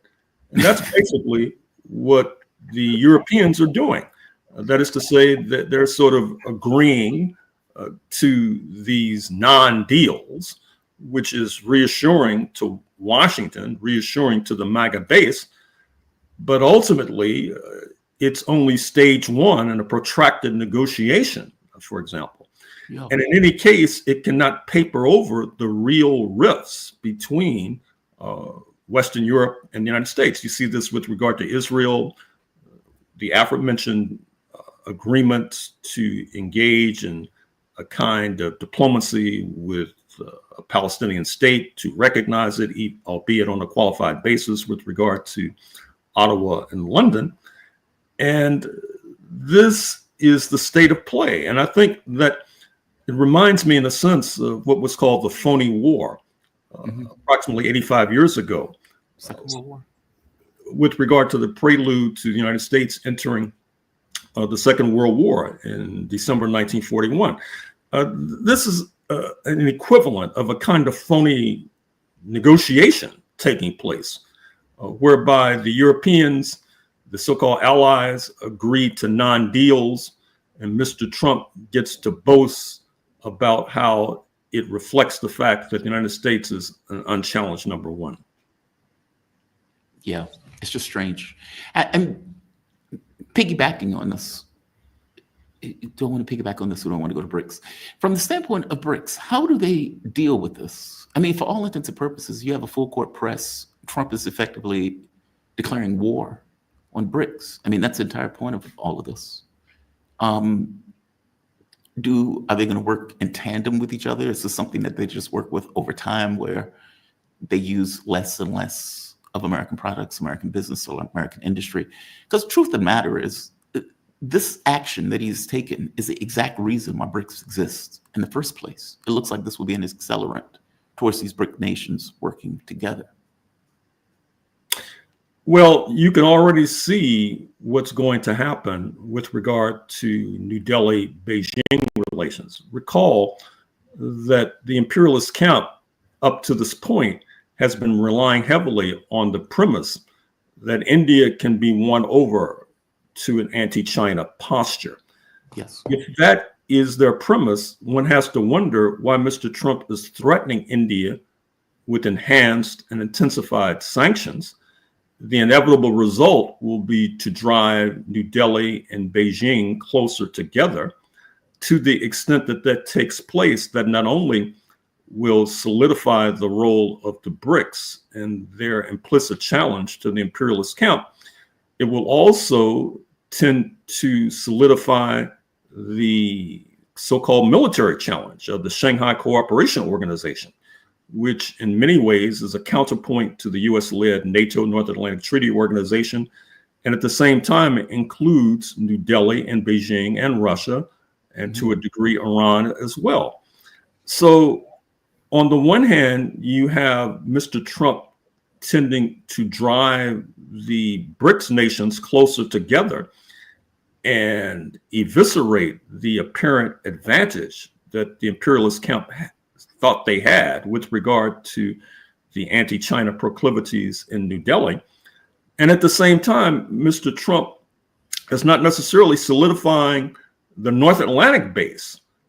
That is to say, the discontent expressed in Paris and Berlin with regard to this von der Leyen Scotland deal is leading to rifts in the transatlantic community. The denunciation of Canada, which, by the way, has moved closer to France in recent months since the election of Mark Carney as prime minister, does not bode well for a U.S.-dominated North Atlantic camp. What may be the saving grace for the North Atlantic camp is that the Western Europeans, and indeed Canada, are so heavily dependent upon the U.S. military, particularly with regard to Ukraine, that may be the glue that keeps the North Atlantic camp together despite these other fissures and rifts. But do you think those fissures, for, let's say, NATO, for example, are legit? I mean, for all intents and purposes, you have Mark Rudy, I believe, calling Trump daddy. You have von der Leyen, language that just a grown man calling another grown man daddy is just pretty astonishing, especially on an international geopolitical stage. And they are seemingly doing any and everything in their power, even in the deal, to, I may use the term trap, or at the very least lock the U.S. into this kind of continued escalation with Russia. Like it's very strange to me. Well, it's not strange. All things being equal, this is kind of the way that the U.S. projects power in Europe. But Europe seems to want the U.S. to be part of this power projection. Like I don't see the rifts in this case. I get that Trump berates them. He treats them like vassals, but they accept that status as a vassal. It's not like they're complaining about their vassal status. They may make a little movement, like France may complain a little bit, but all things being equal, it seems like they're okay with this status. Well, as I said, I think that what it is the Europeans, to a degree, are giving Washington the finger with their hand in their pocket. That is to say, ultimately, the hand will come out of the pocket. At some point. As of now, the hand is in the pocket because Europe does not feel that it can stand alone on the international stage without the propping up of U.S. imperialism. And you got a hint of this, of course, in February with the Munich Security Conference, where Vice President Vance denounced the Europeans for cracking down on neo-fascism, for example. This did not go down very well in Western Europe, but at the same time, they're not in a position to object stridently or strenuously as of yet. But when would that be? I mean, like they have doubled down. I get finger in pocket. I get all that. But it's not like they've, Glenn Deason, in one of his books, he kind of made this point of saying Europe has two choices. You could either double down with the US and just kind of go down with the ship of imperialism, or it can try to expand out to other countries like China, Russia, et cetera. They've taken the first choice. They're doubling down with the imperialism thing. That doesn't seem to be a position where Europe will ever be able to take the finger out the pocket, flail it at the US. I'm doing my own thing. They seem to have doubled down on this notion. Like I don't see where there's a status, there's a point where they come out of, the hand comes out the pocket. Well, one factor we have not raised to this point, and I'll raise now, is the internal situation in many European countries. For example, the former prime minister in waiting, speaking of Jeremy Corbyn, is knocking together a party to the left of Labour, apparently that had an impact upon Keir Starmer, the current prime minister, making these noises with regard to Palestinian sovereignty. With regard to France, you have Jean Mélenchon and France Unbowed, a left-wing party that made a serious challenge to control the Élysée Palace. In elections in 2027, they're expected to do very well. And likewise, with regard to Germany, you have Die Linke, which did credibly in the last elections for the Bundestag. That is to say that the leading Western European powers have a domestic left that outstrips the strength of the domestic left in the United States of America. And it tends to ultimately stiffen the spine of the prime ministers and the presidents. And that is a factor that the United States will find difficult to circumvent. That's why I continue to insist that as of now, they're giving a finger with their hand in the pocket, but ultimately the hand will come out of the pocket. Yeah. And the same thing with AFD. I mean, even the right-wing parties, the National Rally in France, the Alternative for Deutschland. You're right, Jeremy Corbyn has just started his party.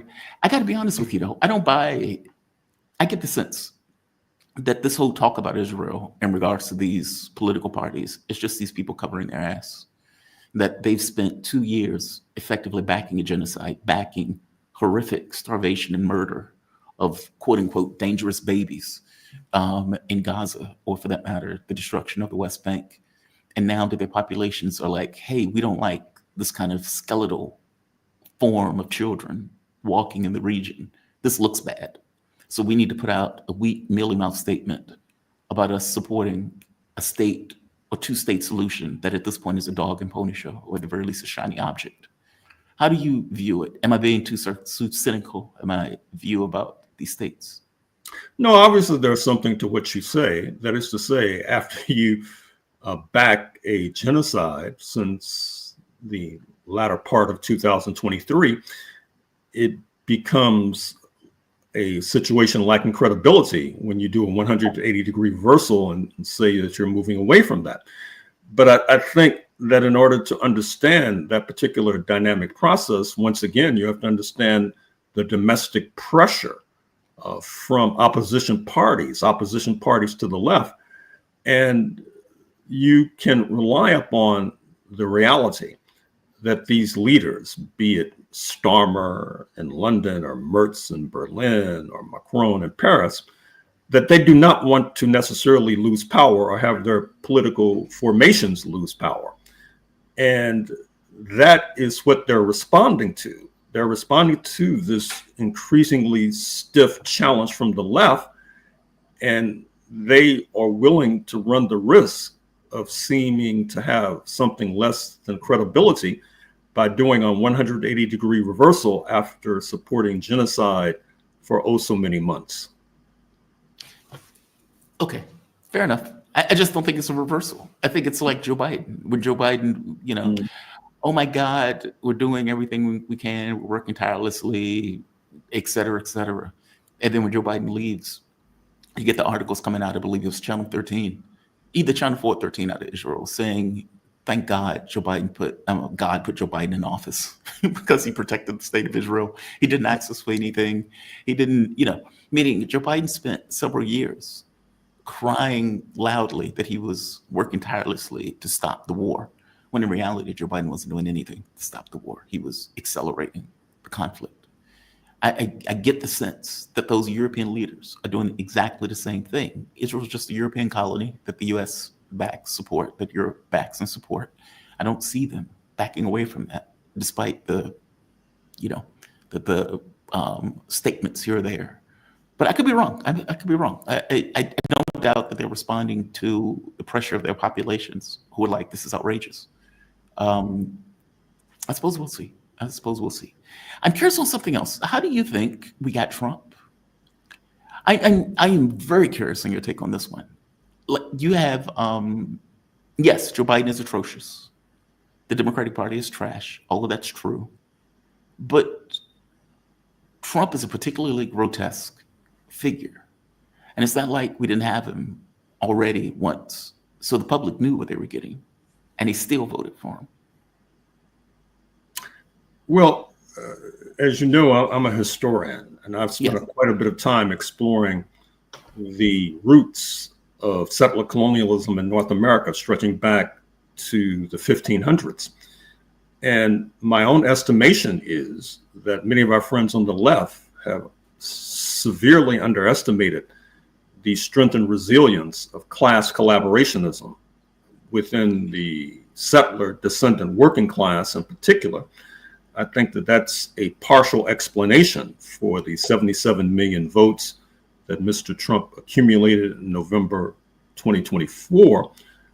And of course, if you set that alongside what it helps to shape, which is the so-called opposition, the Democratic Party, you see a country that has historically a lean to the right, with a few exceptions, such as the 1930s, when you had the rise of a communist party, you had the rise of social democracy in New York with the election of Fiorello LaGuardia as mayor.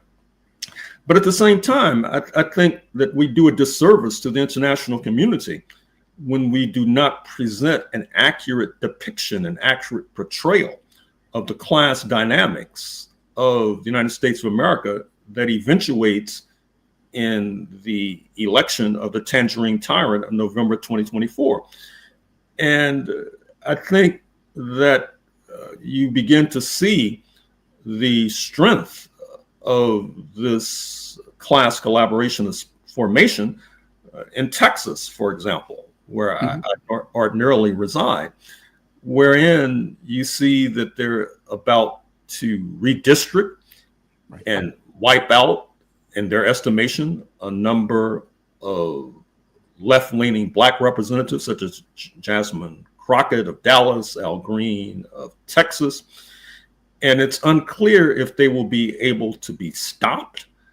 They see this as a kind of firewall that will help to preserve their majority in the House in November 2026, when it's expected that the dominant party will suffer losses.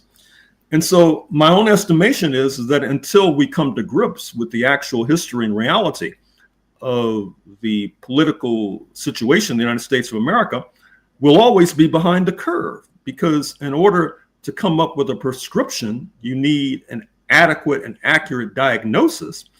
And that adequate and accurate diagnosis, it seems to me, begins with a granular understanding of the class collaborationist ethos that has dominated settler colonialism since the 1500s, when you had a heterogeneous mixture arriving in what they called North Carolina in the 1580s, and then, of course, a few decades later in Virginia in the early 1600s. Is this strength of the right or weakness of the left? Because I tend to think it's the latter. I tend to think it's the weakness of the left. Like, I don't get the sense that Trump would have been able to win. Like, if there was a credible opposition in the United States, I don't get the sense that Trump wins. But correct me if I'm wrong on that. Well, I think it's two sides of the same coin.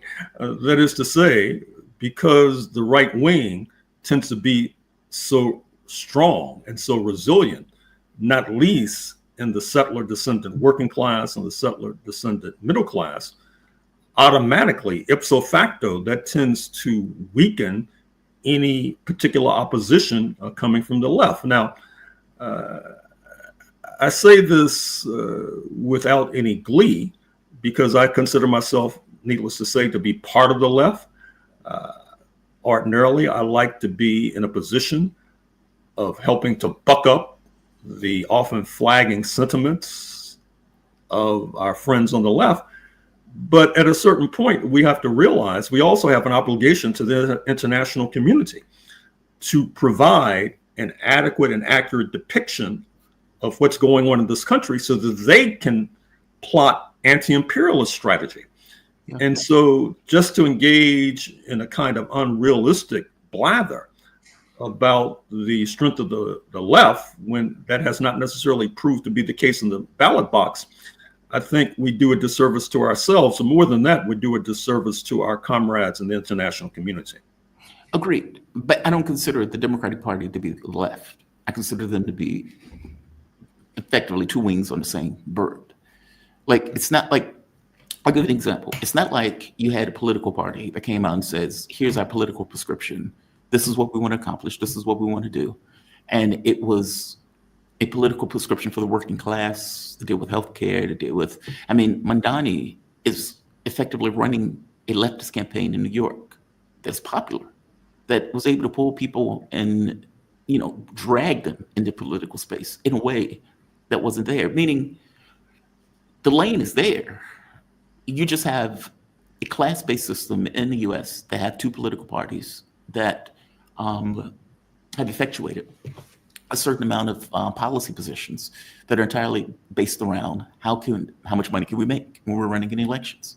Meaning it's not about, and I hope you get my point, there is an angle, there's a lane.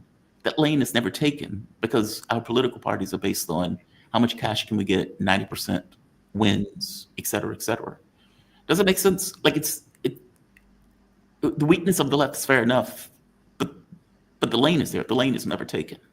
You have a political system that doesn't believe, you know, it's contradictory to supporting left-wing candidates. Well, we can stipulate, as the lawyers might say, that what you say with regard to the Democratic Party is spot on. But that begs the question, it seems to me, of why there are parties to the left of the Democratic Party who work tirelessly, who campaign vigorously. I'm thinking of the presidential election and other elections where you had the Green Party, the Party of Socialism and Liberation. You had Cornel West running an independent campaign for the presidency, for example. So it's not as if there is an absence of alternatives on the ballot. There are alternatives on the ballot. So just to castigate the Democratic Party, which I think is worthy of consideration and worthy of castigation, it begs a larger question. And once again, I think we have an honest obligation to our comrades in the international community to present this realistic picture of the fact that the United States leaning to the right and electing the tangerine tyrant is not some sort of historical accident, for example. Yeah. That it carries a certain illogic. It carries a certain logic flowing from the history of this country, a history based upon genocide against the indigenous population, mass enslavement of the Africans, class collaboration amongst the settler descendant working class, etc. Given such a conglomeration of factors, it's not an accident that a Donald J. Trump can be elected, nor is it an accident that going into the midterm elections in November 2026, the Republicans, it is possible, may not suffer the losses that they are expected to suffer. Now, I'm hesitant to go this far down the road because— Go for it. Go for it. Go for it. I want to hear it. I ordinarily would like to inject a note of optimism, but at the same time, perfectly black pill is perfectly okay. Because and just to be clear, the reason why I was asking the question earlier, because these two things dovetail to me. This one sense of a president that goes screaming to the world of unequal exchanges. It is, I am going to proudly proclaim to the globe that I was able to dominate and get an unfair exchange. And simultaneously, the American public voting for that guy who was known to be an egomaniac, full of hubris, not very bright, etc. I think those things are linked from my point of view. It sounds like your thing is, well, this is because you have a white working class that, for all intents and purposes, is fine with somebody like this being in charge. Well, if you look at the labor movement, there's a lot of labor history coming out nowadays that points to the reality that if you look at the history of the American Federation of Labor, which precedes the organization of the CIO, the Congress of Industrial Organizations, arising in the 1930s, the CIO dominated, at least in the 1930s, by the left, organizing on an industrial basis. That is to say, if they go into university, they don't just organize the professors, they organize the cafeteria workers, right, the administrative staff, et cetera. But then they run aground during the Red Scare of the 1950s. But if you look at the American Federation of Labor, which was based upon skilled workers, electricians, carpenters, for example, that they saw themselves as a kind of job trust on behalf of the settler working class, and that they would pass on those plum positions to their sons. I see. Not necessarily their daughters, ad infinitum. And if you start out with a labor movement of that nature, that on the one hand is excluding from its ranks many of the unskilled, and at the same time is encrusted by an inured and deep-seated racialism, well, then their electoral choices become much more comprehensible and much more understandable. And as I said, I think that you have scholars who are exploring this. Just as a point of personal privilege, I interview many of them on a regular basis on KPFK Pacifica Radio in Los Angeles, then upload it to YouTube on the Activist News Network, for example, YouTube channel. And so we have been able to overcome these domestic barriers when international currents have been flowing in our direction, for example. That's how we were able to abolish slavery, for example, abolish the spectacle of an unpaid sector of the working class, because the rise of abolitionism in Britain, the influence of the Haitian Revolution, 1791 to 1804, inflicts a fatal breach upon this system of unpaid labor, but those are external factors impacting the domestic situation. And that's one of the reasons why some of us pay so much attention to the international correlation of forces, because we recognize that given the oftentimes disadvantageous correlation of forces domestically, we have to rely upon an advantageous international situation in order to move the needle meaningfully on the domestic scene. And that's where I can speak confidently. And that's where I have no reservations, because this is a scenario where I do not run the risk of misleading our friends in the international community, since I'm telling our friends in the international community that you are part of our struggle. And therefore, we have to put our heads together collectively, because it's not as if we here in the United States are struggling without your assistance. Okay. That's okay. I do understand that. I do get that. That's disheartening if that's true. That's very disheartening if that's true. Because I got to be honest with you, I kind of looked at the election of Donald Trump as, yes, having historical currents, agreed, but also in this kind of imperial mindset, like in the way that Europe looks at itself, the way the Brits, despite the fact that the sun has set, the full moon is up, and they're still running around saying the sun never sets on the British Empire. So, okay, like they have this thing in their minds about their own self-importance that is not reflected in the rest of the world. Same thing with France, same thing with Europe, and that the United States has gotten that similar sense of imperialistic relevance or the imperialistic hubris. And when the US sees itself as declining, which you can see educationally, we die younger. You can look at us in comparison to China. China builds these fantastic buildings, massive infrastructure, and all of this other stuff. Builds railways, high-speed rail over the course of a year or so. And California is still trying to build the same high-speed rail for the last 16 years. You can see a degradation in the capability, intellectual might, industrial might of the US. I mean, for God's sake, we're running out of missiles in Ukraine. Couldn't even, the air defense that the United States put up in Israel didn't work all that well. You had all of these nations that were coming together to help the United States or help Israel, and Iran was still tagging them left and right. The United States is trying to arm the world and is incapable of doing so. I'm saying, as a country, we see ourselves in decline, and it's clear we're in decline. And you put in somebody like Trump, who's boisterous, who tells you what you want to hear, who lies as a habitual liar. But those lies are usually self-aggrandizement or the screaming that America is awesome, even when the stuff, as you point out, is kabuki theater. I guess I put Trump in that context, not in the context of white settler colonial nation or the white working class putting in somebody because they're racist, if that makes sense. Or do you give me your take on that? Or are those things related? And this could be the last question. I'm keeping you a little bit longer. But are those things related to one another, or are these two things separate?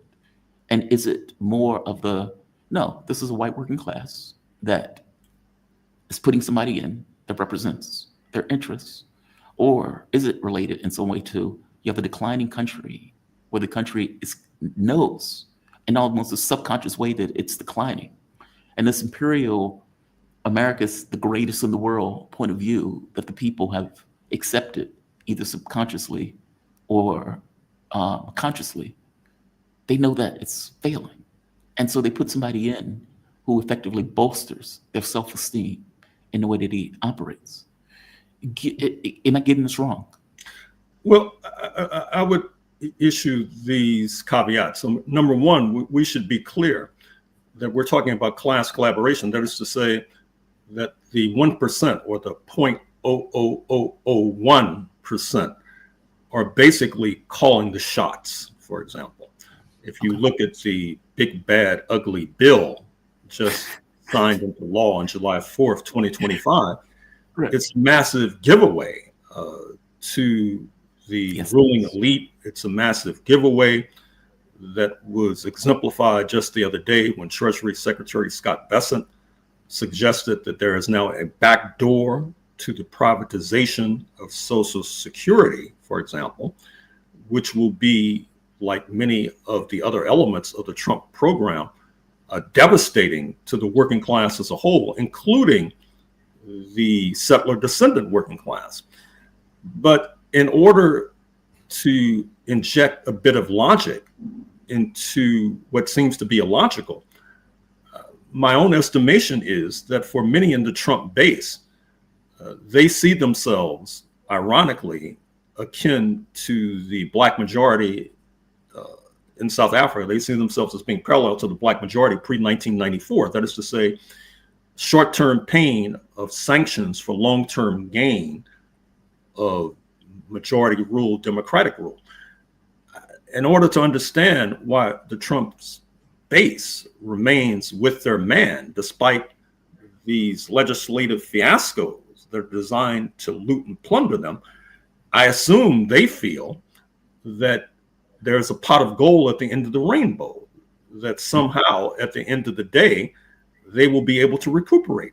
And of course, we should not ignore what Mr. Trump is doing to the college and university sector, and what he's doing with regard to his attacks on affirmative action, his attacks on diversity, equity, inclusion, the systematic attempt to purge those who are not defined as, quote, white, unquote, from the highest ranks of the working class, not to mention the middle class as a whole. There are those in Mr. Trump's base who feel that that benefits them, for example. And in fact, there might even be some opponents of Mr. Trump who feel that this benefits them. I mean, for example, if you're a student of rhetoric, for example, not in a pejorative sense, but in the academic sense, you should be taken by the fact that Mr. Trump attacks diversity, equity, and inclusion. For example, when Karine Jean-Pierre, the former spokesperson for Mr. Biden, was said to be issuing a book, this was dismissed as DEI piffle. On the left, it was dismissed as identitarian piffle, for example. Yeah. Now, I'm not sure if there's a substantive difference between the two. I think it reflects the fact that this class collaborationist ideology is not necessarily unique and peculiar to the Trump base.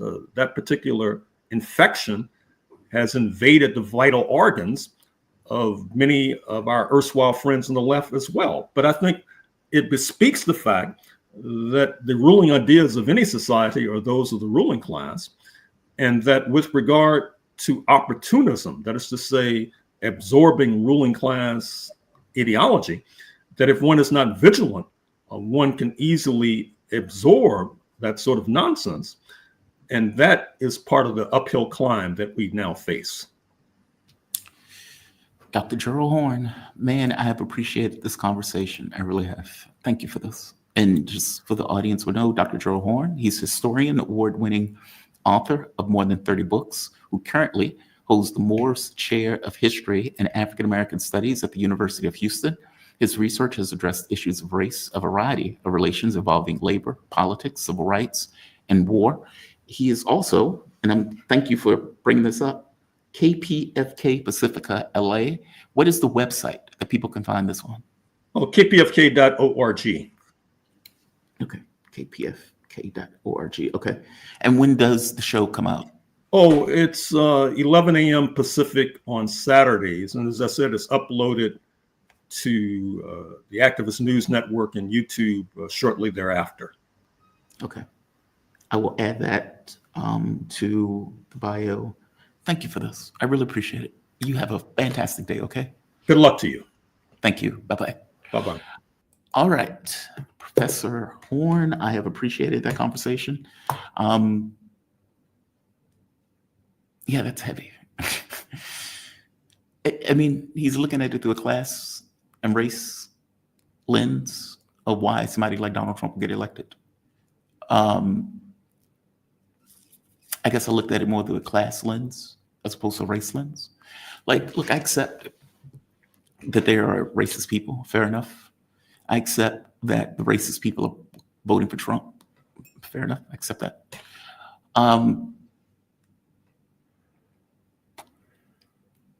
But I think when I look at Mandani, I guess I look at it through this lens that if you gave people a credible option, they'd take the credible option as opposed to the ogre.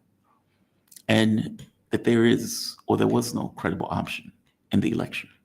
And so you got the ogre. And the ogre bristles with American exceptionalism. I don't think it's an anomaly. I don't think it's a bug. I think it's a feature. That you have, oh, I'm going to make America great again. I'm going to end the wars. We're going to be winning like nobody's business. Oh, we're going to win and win and win. And you may get people who say, especially living in a declining country, that I want the guy who's going to give me the blue pill. I don't want the red pill. Give me the blue pill. I don't want to work for it. I just want this person to tell me that we're awesome, we're fantastic, we're great. I can look into the mirror, and even if I'm in a potato sack, he tells me I'm in a, business suit. I want that guy. I don't think that's an anomaly. I think that's a feature of who Trump is. And I think he leans into that because he knows that that's what he was put into office for. That it's not about what's true. It's not about what's right. It's not about what's ethical. It's not about what's moral. It's not about what's fair. It's not any of that stuff. It's an imperial country of primacy. And I, Donald Trump, am going to reflect that, even if it's nonsense. But I'm going to tell you that. I'm going to tell you this is a big, beautiful bill, even if the bill is trash, and even if it's going to fuck you over. But I'm going to tell you it's big and beautiful. I hope you get my point. It's like, yeah, I'm selling you a lemon, but I'm going to tell you it's a Rolls Royce. And I'm going to make you believe it's a Rolls Royce, even when it's a lemon. This is dangerous on so many fronts. A, you're being screwed over as he licks your ear. There's that. B, if you go with this unwarranted, unfounded point of view and you're dealing with other nations, they're not going to accept your illusions.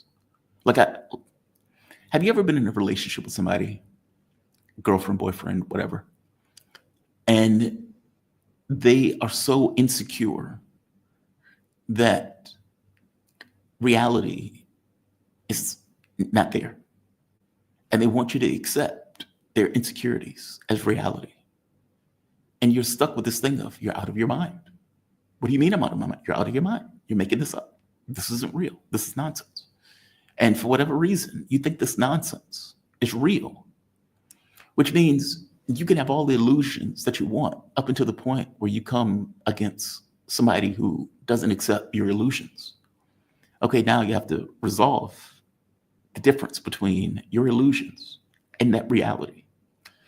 If you're talking about a relationship, okay, fair enough, you can break up. No big deal. You're out of your mind, you're insane. You're full of shit. And you're out. You leave, door shut. Or better yet, leave the door open, cut all the lights on in the house as you walk out. Because you're being an asshole. If you're talking about countries, though, that's different. Especially if you're dealing with somebody who, A, doesn't care about your illusions, doesn't accept this idea of how great you are. That's conflict. And it's conflict in a way where you're talking about war. I don't know. It's just, I accept what Gerald Horne is saying on this as some percentage of the US that does lean into that. It's also interesting, this notion of international relations and how those international relations affect US policy. Yeah, it's fascinating. Dr. Gerald Horne is fantastic. He's an awesome guest.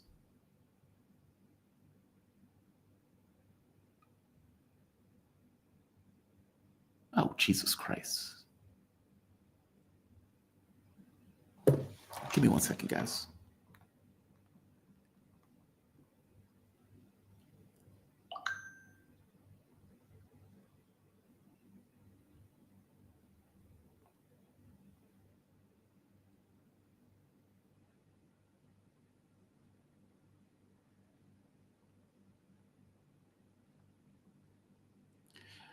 Okay.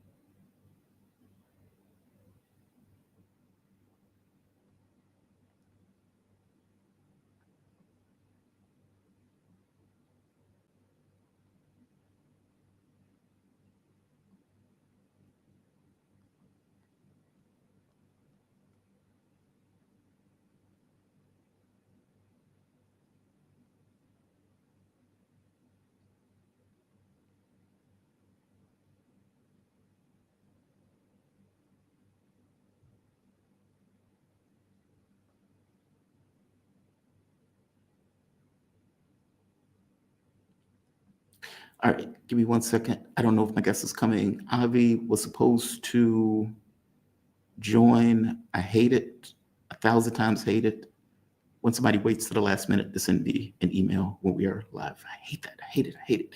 Because you can't do anything about it. It's like, how do I know that you're sending me something while the show is live? How do I know that? Like, there's no way for me to know that. Give me 1 second.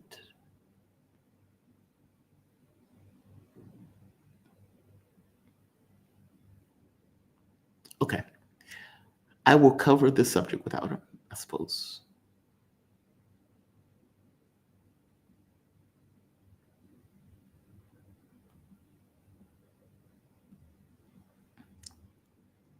This.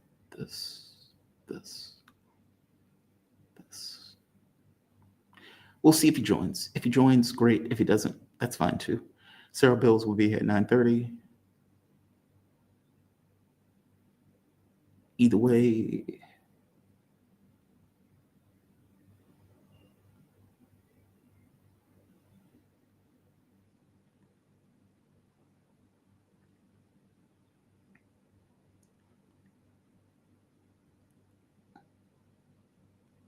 All right, let's talk UFOs. Let's talk UFOs. There is an object, an interstellar object, that it's flying from the galactic center.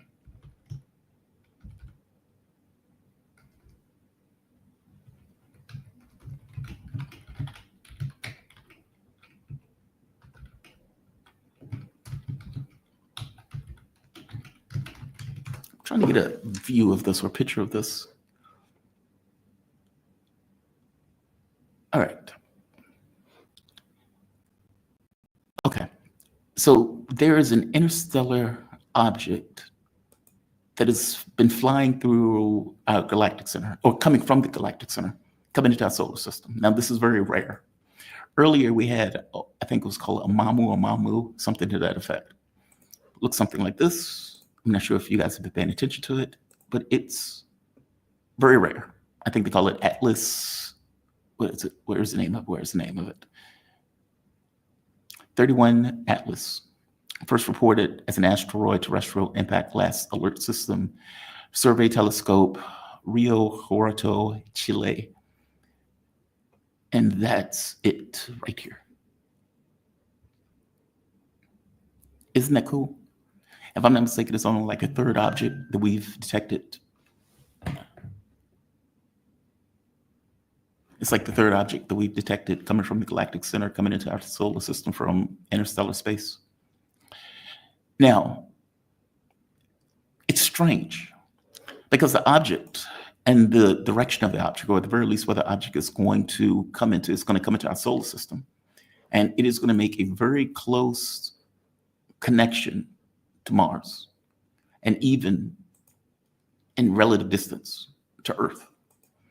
Now, many scientists have called this just an asteroid. They say, hey, this is an asteroid. Thing is, it doesn't entirely have the qualities or the quantities of a comet or an asteroid. It's very strange, it's very odd. And because it's very strange, very odd, from my point of view, it's just an anomalous object that has come into our system. Some people, however, have said that this is not just a comet or an asteroid, that it is so anomalous, especially in the direction that it's taking, that we maybe should count it as something else, meaning of alien origin. Now, from my point of view, that's pretty extreme. And look, I cover UFO stuff, right? I was a UFO person in my network. I've covered this stuff for decades at this point. This is within my wheelhouse of interest. This is a good depiction of it coming into our solar system. Might as well talk about it right here. That's the object coming from the galactic center, flying into our solar system at absurd, ridiculous speeds. I think it's, if I'm not mistaken, it's like 60 things a second. And that is it going up. But what I want you to notice, though, look at the trajectory. Look how close it's getting to Mars. That is astonishing. That is astonishing. Oh, my guest is here. Excellent. Avi, thank you for joining me, man. Let me bring you in. Thank you for joining me. I really appreciate it. I saw your thing. I often check my messages when I get very close to my time frame because I'm not sure if my guest is trying to send me a message and I just don't see it because I'm live.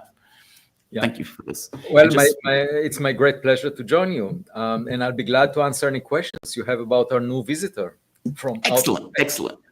And just so the audience would know, Professor Avi Loeb received PhD in plasma physics at the age of 24 at Hebrew University in Jerusalem, and was subsequently a long-term member of the Institute for Advanced Study in Princeton, where he started his work in theoretical astrophysics. In 1993, he moved to Harvard University, where he was tenured 3 years later. He is now the Frank B. Bard Jr. Professor of Science and former chair of the department. You have been getting a lot of press. You have been getting a lot of press. You have pissed off the physics community on this one. Why is this anomalous? Explain that to the audience for me, because it's fascinating that something is coming from the galactic center at absurd speeds through our solar system. But explain why the audience should care and be aware of this. Yeah, well, thanks for inviting me. And first, I should say, we should keep our eyes on the ball. And what I mean by the ball is 3i Atlas. Because social media is all about virtue signaling, saying things about other people. That's irrelevant. This is an object that entered the solar system, the inner solar system. And it was noticed when it was 4.5 times away than the Earth-Sun separation. And it was discovered by a small telescope in Chile, 0.5 meter in diameter, called Atlas. And that's why it's called Atlas. And 3 means it's the third object from interstellar space. I stands for interstellar. So it's 3i Atlas. And what was striking, it was discovered on July 1st, 2025. And that night, I was actually interviewed by Coast to Coast. They asked me to wake up at 2 a.m. and someone emailed me that was listening to the interview, emailed me about this new object. And I looked up and it looked pretty bright because a small telescope discovered it.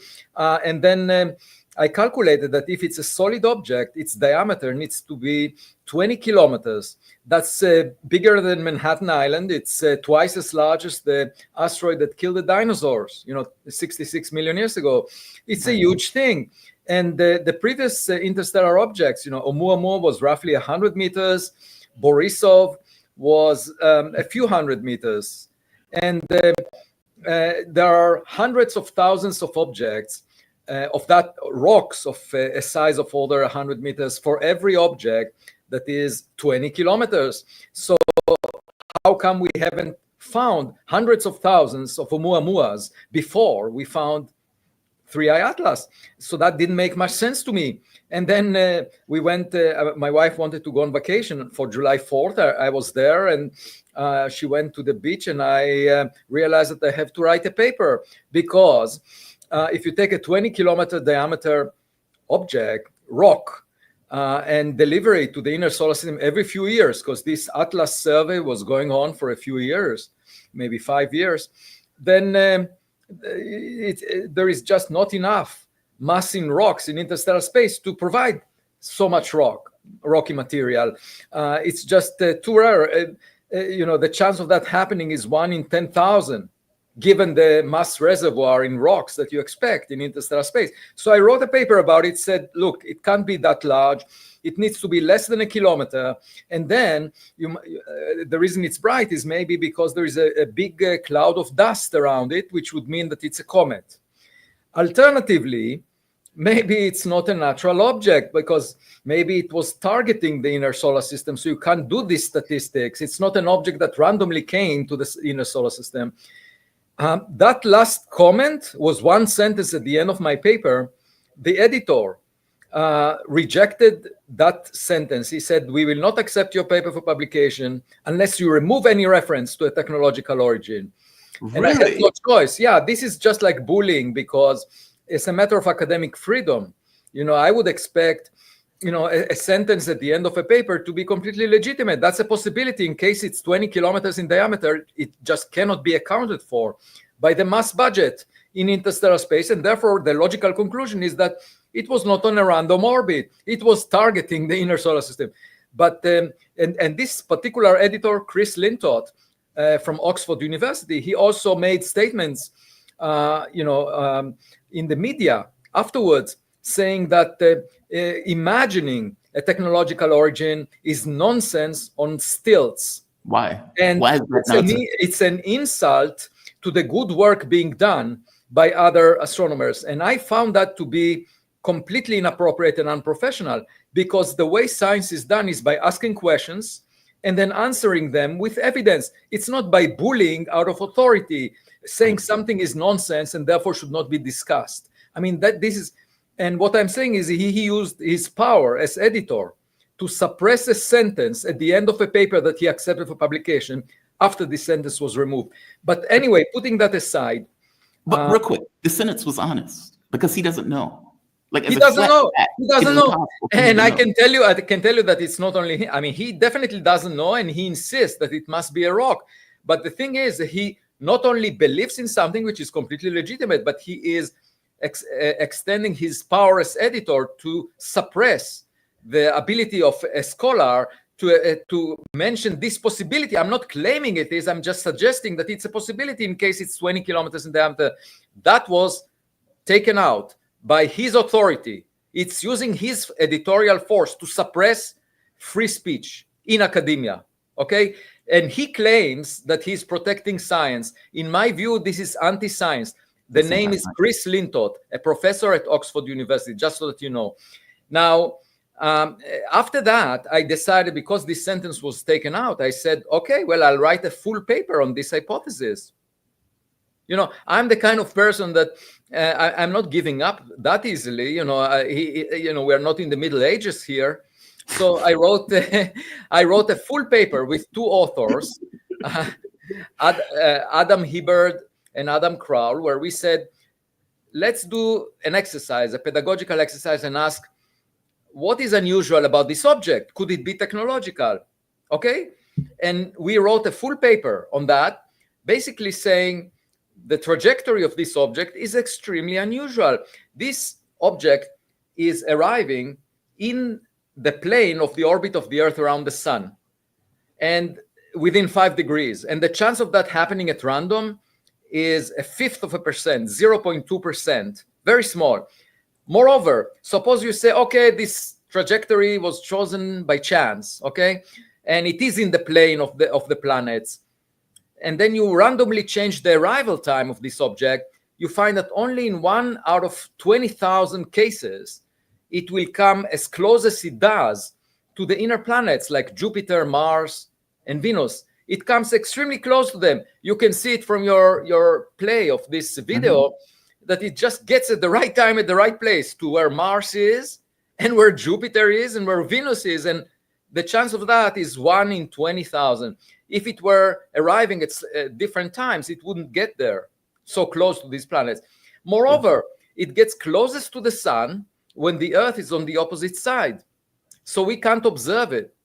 And the point of being closest to the sun is the point where a spacecraft would do a maneuver, because then it takes advantage of the force of gravity to do a maneuver. It's called an Oberth maneuver. It can slow down and visit and get bound to the sun. And we would not be able to see it at that point. So again, was this by design? And then it also came from a special direction, which is the region where the stars are very crowded. That's the center of the Milky Way galaxy, where it's difficult to actually detect it, discover it, because it's you would think at a large distance that it's one of the stars. And that's why it was discovered only on July 1st, 2025, when we have no chance of intercepting it with our rockets. It's too late now. When it moves close to the Earth, close to the sun, it would move at about 98 kilometers per second relative to Earth, because it comes in the opposite direction to the motion of the Earth. That's another choice, that it's on a retrograde orbit. The Earth moves one way and it moves the opposite way. So for us to launch a rocket to reach it, it would need to exceed by at least a factor of 3 the limit that we have on rocket speeds. We can't do it. And so the question arises as to whether this trajectory was designed, 0.2% to be aligned with the orbital plane of the Earth, and then 1 in 20,000 to arrive so close to the inner planets and to be on the opposite side of the sun from us, so we can't see it when it's closest and when it can do a maneuver. We said, well, maybe that was designed. Now, of course, one way to rule out this is to say, oh, it's a comet, and discover that it has a beautiful cometary tail. So far, the spectroscopic observations didn't find any evidence for atoms or molecules that are indicative of a cometary tail. The only thing that was discovered is that it's red. It reddens sunlight. And that could be a surface layer, because most of the objects in the outskirts of the solar system are red. They are bombarded by cosmic rays, by ultraviolet radiation. They develop organic molecules that gives them a reddish color. And this one is also red. It may be the surface. It may not be a dust cloud. We don't know for sure. There is a little bit of fuzz around the object. It doesn't look as sharp as the stars far away. But we don't see, usually comets have a beautiful cometary tail. That's the signature of a comet. We haven't seen it yet. It may well happen as it comes within a month or two close to the sun. I should say the most interesting thing I did was write a paper 2 days ago, submitted for publication, showing the fact that it comes so close to Jupiter is something we can take advantage of, because there is a spacecraft called Juno, which is right now parked around Jupiter. And we show in the paper that if on September 9th, we use the engines of Juno to give it some thrust, a kick of 2.6 kilometers per second, which is potentially feasible if it has enough fuel to do that, the engine. And by the way, the plan for Juno was to fire the engine in the middle of September and bring it straight into Jupiter so that it finds its death. Because this mission started in 2011. It was supposed to end. When was it supposed to end? September 2025, 2 months from now. Really? And I just noticed the amazing coincidence. Instead of firing it such that it will find its death in Jupiter, I'm suggesting firing it the opposite way, away from Jupiter, and then it will intercept the path of 3I Atlas on March 14th, 2026, when 3I Atlas gets closest to Jupiter.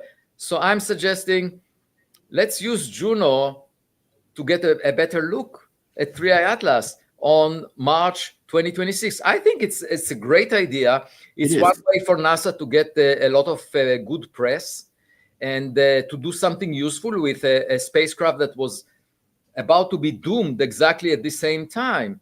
Now, there are some members of Congress that might send a letter to NASA encouraging them to do that because just a couple of days ago, I spoke with Representative Anna Paulina Luna, and she was very interested. So I sent her all the details, and I hope there will be some request coming to NASA. It's not clear if NASA will do it. It's not clear if there is enough fuel in Juno. But my point is, even if there is not enough fuel left after such a long mission, let's just give it as much kick as possible in the direction of 3I Atlas and come as close as possible to it. That would be really interesting. I am very, okay. You said that's not enough mass in interstellar space. Well, I guess two things.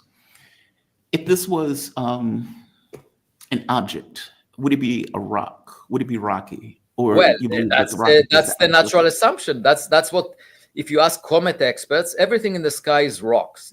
They are still in the Stone Age where everything is stones. Everything is rock. Okay. So the simplest argument would be to say, it's a comet with a small nucleus, less than a kilometer. That's what I suggested as a solution to the fact that there isn't enough mass in interstellar space. So you might say, okay, well, the nucleus of this object is very small, less than a kilometer. And the bigger thing is the cloud of dust around it, as you have in the case of comets. That would be the simplest way to resolve the mass budget issue. I see. But it will not. But then you have to admit that this comet just came in an amazing trajectory that is aligned with the plane where all the planets are orbiting the sun. It just comes in that plane, so it can get a good look at Mars, at Jupiter, Venus, and the diagram you showed illustrates that, because these planets are moving around. Right. And why would it arrive exactly at the right time at the right place to be close to all of them, and also be exactly on the opposite side of the sun when it comes closest to the sun, when we could observe it? I just don't know. I think it's worth monitoring it. And in general, I wanted to encourage my colleagues, the observers, to take as much data as possible about it, because then it would be impossible to shove all the anomalies under the carpet of conventional thinking. That's my point, is that if the Vatican, instead of putting Galileo in house arrest, if they were to say, okay, we'll prove him wrong by looking through telescopes, Right. they would have realized that he's right much earlier if they did that. We don't have the capability of, God, man, this shows how big space is. And to back your point up on this, you're absolutely right. Scientists shouldn't. Sabrina Hoffens, jeez, I always have a hard time saying her name. Hassenfelder gave you a very good compliment. Yes, Sabrina. Thank you. Yeah, right. Yes, she's a fantastic channel. Did she say something about this object? She did. She pointed out. By the way, she's not a practicing physicist. She popularizes science, but she's not doing. Yeah, but she's very good though. And okay, she pointed out. What did she say? She effectively said that this idea that people can discard this is nonsense. It's impossible to know. It's right. I mean, I can give you an example.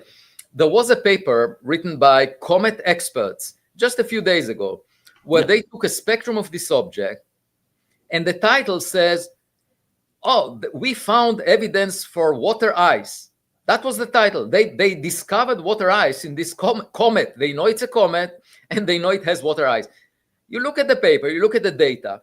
So they show the intensity of light from the object as a function of wavelength. That's called the spectrum. Right. And it's very jittery. Like there is a lot of noise. The intensity goes up and down as a function of wavelength.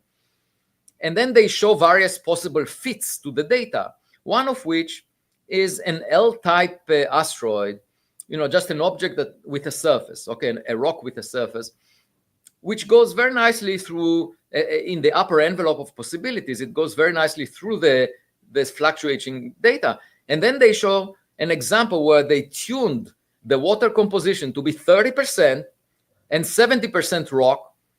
And then it shows some features where, the intensity of light goes down at some wavelength and then goes up at some wavelength. And they claim victory. They say, oh, this model does excellent. Now you look at where it goes down, confirmation, and actually the data goes up at that point. Right. And then you look at where it goes up, the signal supposed to go up, and then the data goes down. And they just say, oh, it's a great fit because the intensity goes up and down all the time. So it's just wishful thinking. Now, what is often done in science is you need to compare the model that you think is your favorite to the data and show that the deviation from the data is less than for other models. That's what you should do. You should look at other models and show that quantitatively they do a worse job at fitting the data. But what I'm saying is, if you take the upper envelope of L-type asteroids, which have no comma, it's not a comet, it's just a rock, you get, in my view, a better fit by eye to the data that goes up and down, because the data goes up when the signal of water should go down, and vice versa. So, and yet, this group of people went to the press, wrote at the title of their paper, "We found the water ice," went to the press and said, "Confirmed, water ice." And it just shows you how much cheating is going on, because you just look at the spectrum, it shows nothing. Well, they have an ideology. Like, look, I am not one of those people that believe scientists are free of human ideological biases. Yeah, well, exactly. we all know that, because during COVID-19, the claim that there were a game of function experiments in the Wuhan lab was dismissed as racist, Right. as the origin of the COVID. I mean, we knew that there were experiments on SARS type viruses there, and why is that racist? It's just a possibility that has to be entertained, and nowadays it's much more considered as a real possibility. I think it's really unfortunate that many scientists have an agenda, as you say, and sometimes the agenda is cultural. It's about virtue signaling to some constituency, or most of the time it's just reclaiming that the traditional thinking is correct once again, while dismissing any deviation from I know, that. but this is not traditional thinking on this. I mean, the scientific point of view, you would think, would be, we don't know what this is. Yeah. It may be a comet. It may be an asteroid. Exactly. Let's collect more data. Let's collect more data. Why do you think they exclude this idea of, because look, your point of view, I accept. This idea that, okay, this thing is, if the people on the channel ever get to see the real way that the galaxy moves through space, it's this kind of corkscrew thing. It's not like everything is just staying on an even level. It's like it's on an even level, but within the context of corkscrew. It is very weird for something to come out, especially only the third object, and to come through our solar system in the way that it's coming through. And yet they're like, no, it's impossible that it's technological. It's like, well, why is that impossible? Yeah, why? What do we lose by being open-minded? That's my question. Why not just get as much data as possible? And if you think that it's wrong, one hypothesis is wrong, just prove it by data, not by ridiculing, not by asking the author to remove a sentence and by that claiming the victory. That's not the approach that science should take. To me, we don't have the ability to see this. By the way, I'm sorry to interrupt. We don't have the ability to see this, where we like telescopes, things in space. Of course we have, and the best telescopes will look at it in the coming months. The only time when we can't look at it from Earth is when it gets closest to the sun. That's one of the coincidences. We won't be able to observe it when it's within 30 degrees of the sun, because the telescopes will burn up if they look that close to the sun. I see. So, but my point is that science is all about asking questions, and no question should be ridiculed. We should find the answers by seeking the data. That is the method of the scientific method. And what you find is that people who call themselves scientists, I mean, you see how much prejudice they exercise, and part of it is because the public cares about it. Okay, so the public cares about it. Does it mean that we shouldn't discuss it? By the way, many of these people who ridicule, denounce it, are people who are not active scientifically. There was a guy that posted something on YouTube, and he's not even, he didn't get a job in academia. He's not a practicing scientist. I wrote 9 scientific papers, 9, just in the month of July. I wrote 9 scientific papers on the archive where preprints are posted. In addition to that, I communicate the work that I'm doing. I wrote 20 essays on medium.com, mostly about this 3i atlas. But the point of the matter is, I'm in the trenches doing the science, and then these non-scientists who didn't write a scientific paper in a decade, I'm not talking about yesterday or last month, in a decade. I wrote 9 last month. He didn't write anything over a decade. These are the ones who are claiming to protect science. Who are they protecting it from? From people who practice science? That's completely ridiculous. A guy that has no job in academia, is not pursuing science, just appearing on YouTube or writing blogs, that's the guy that is supposed to protect science against someone who is practicing science. He writes a blog, Avi. He writes a blog. he writes stuff on Twitter. He writes stuff on Twitter. That's his thing. I'm curious on something else. You invoked a terrifying premise in an interview that you gave, where you mentioned Dark Forest. Now, Dark Forest, Lashishin Liu's 3-body series, one of the best series of books. But God, it's terrifying. Yes. And the fact that you evoke dark force is like, oh God. With the audience, okay, so for the audience, just so they know. But by the way, Xixing Liu at some point reached out to me through his agent, and Did he? because Did he? Netflix was considering making a series about it, and What they did? yeah, Series. and Netflix consulted with me, and I said that would be a great thing for you to do, and they did a fine job, but let me explain that. So the dark forest hypothesis is a solution to Enrico Fermi's question, where is everybody? And the idea is that aliens are everywhere, but they are silent because they're worried about predators. And those that were loud, were destroyed. So it's a matter of survival. And one of the most... Just interrupt. Destroyed casually. It's not out of malice. It's not out of anger. By the way, we're talking about periods of millions, billions of years. When I say destroyed, it's not instantly. Okay. Yeah. Now it's possible that we are being monitored. That there might be spacecraft parked in the outskirts of the solar system, maybe even at 1,000 times Earth-Sun separation. We can't see them even if they're tens of kilometers in size because they don't reflect much sunlight. They are completely, they're very faint. With our best telescopes, we can't see them. So if there is something parked not far from us, it would take 3i Atlas. It took 3i Atlas about 8,000 years to arrive from 100,000 times the Earth-Sun separation. It would take it 80 years, less than a century, to arrive from 1,000 times the Earth-Sun separation, which is pretty much the largest distance at which we can see any object, as big as, Planet 9 that is being discussed, big as 5 times the mass of the Earth. We barely can see it. But here we're talking about like a much smaller object. Obviously, we can't see it.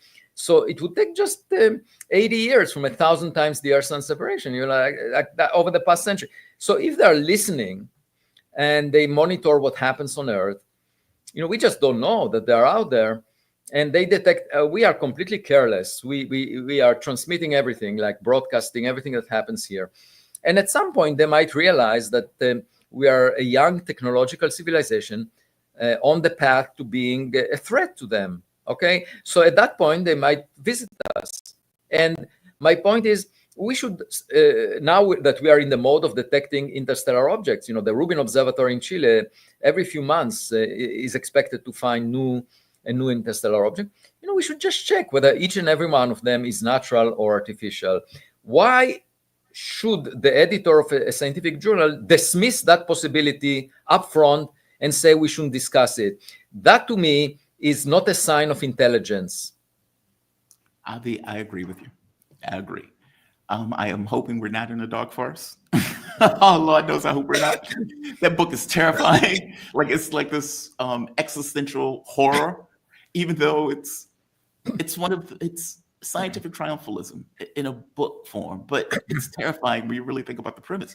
But we have no choice as to who is our neighbor. When you live you buy a house on the street, you just can't remove the neighbors that you have. So we see a lot of houses in our streets, Earth, Sun systems. There are billions of them in the Milky Way galaxy, and my colleagues argue, they might not have any residents, that don't worry about it. And I say, well, wait, if we see someone in our backyard, we better check, so we have it's not, people can ridicule ideas on social media and get very arrogant about their view being right because they have a lot of likes. But that would not change who our neighbors are, for the same reason that the Vatican putting Galileo in house arrest didn't change the fact that we are not in the center of the universe. The Earth moved around the sun for 4.5 billion years before the Vatican put Galileo in 4.5 billion years. They put Galileo in house arrest as if that will change the situation. Obviously it didn't. So who cares what the Vatican says? Who cares what an editor of a scientific journal says? It's completely irrelevant. The reality is whatever it is. And the only way for us to figure it out is to collect as much data as possible. That's what we should do. Now, what humans do very often, quite effectively, like the Vatican or this editor, they have an opinion, okay? So they suppress the collection of new data because they know the answer in advance. That's a recipe for maintaining your ignorance. That's a recipe for dictating the answer to yourself, but obviously not changing reality. And I say, if we want to behave as an intelligent species, we should not assume that we know the answer in advance, but search for it by collecting data. Avi, you're awesome. You're awesome. Avi Loeb, Professor Avi Loeb at that. He received PhD in plasma physics at the age of 24 from Hebrew University in Jerusalem and was subsequently a long-term member at the Institute for Advanced Study of Physics in Princeton, where he started to work in theoretical astrophysics. In 1993, he moved to Harvard University, where he was tenured 3 years later. He is now Frank B. Bard Jr., Professor of Science and former chair of the department. Avi, keep kicking ass. You have a good one, man. Thank you for this. Thank you. Bye-bye. Bye-bye. All right. I see. There she is in the background. She is ready to go. You look great. It's okay. How you doing? You doing all right? I woke up late. I'm sorry. You're fine. I saw the text message, so it was perfectly fine. I was talking to Avi. We were about to get into dark forest stuff, which was going to have me glowing on screen. Yeah. I'm a sucker for that book, 3-body series, Earth Remembrance, where it goes from the Chinese Revolution all the way out to the end of the universe. Oh, it's so good. It's so good. It's so good. It's terrifying. It's terrifying. It's a terrifying book. He invoked dark forests in one of his interviews when he was talking about the object that was coming from the interstellar object. But that is not what I'm working on. How are you doing this morning? And just Good, so how the are you? audience, I am doing all right. Sarah Bils, DDGO Politics, fantastic outlet. You wrote a terrifying piece yourself recently that I want to eventually get to. I want to start with Iran, though.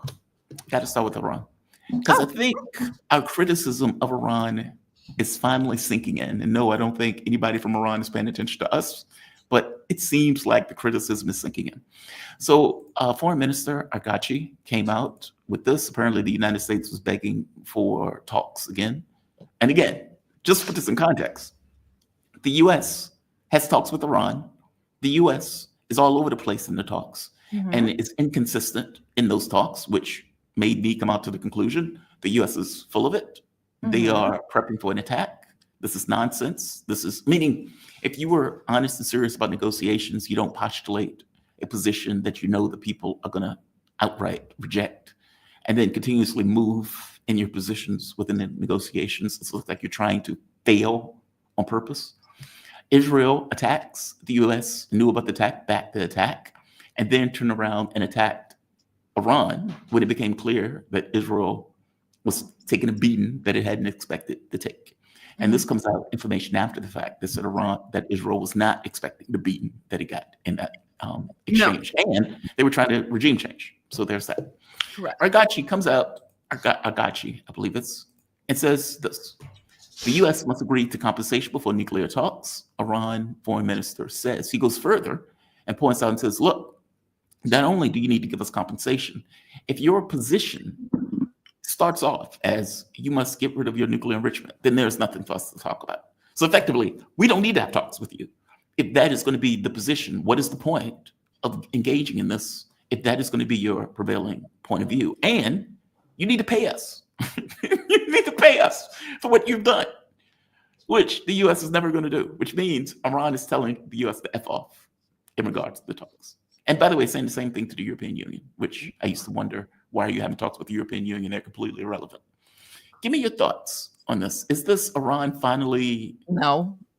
You don't think so? What are we talking about? All words are wind. What is this? We're going back to the table? We're even considering it? No. That's already a loss. No, he said he's putting conditions on it.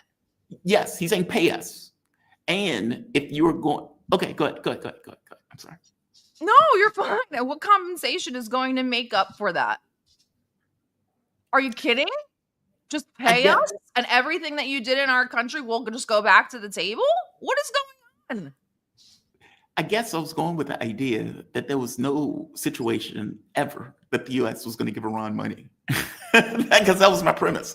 I That mean, I that am doesn't putting give out them a any condition. leverage, though, to just put a condition on the talks that they know isn't going to be fulfilled. That's not they're not making leverage out of that. They know that's not a possibility. So why are you stalling? Why are you biding time? For what? Well, I didn't think it was biding time. I think it was a rejection of talks. Well, he didn't say Like no. I say, He didn't say no. If wait. he wanted to reject the talks, why didn't he reject them? because they're taking a political stance. It's kind of like Russia. Like Russia. But then you're engaging in the negotiation.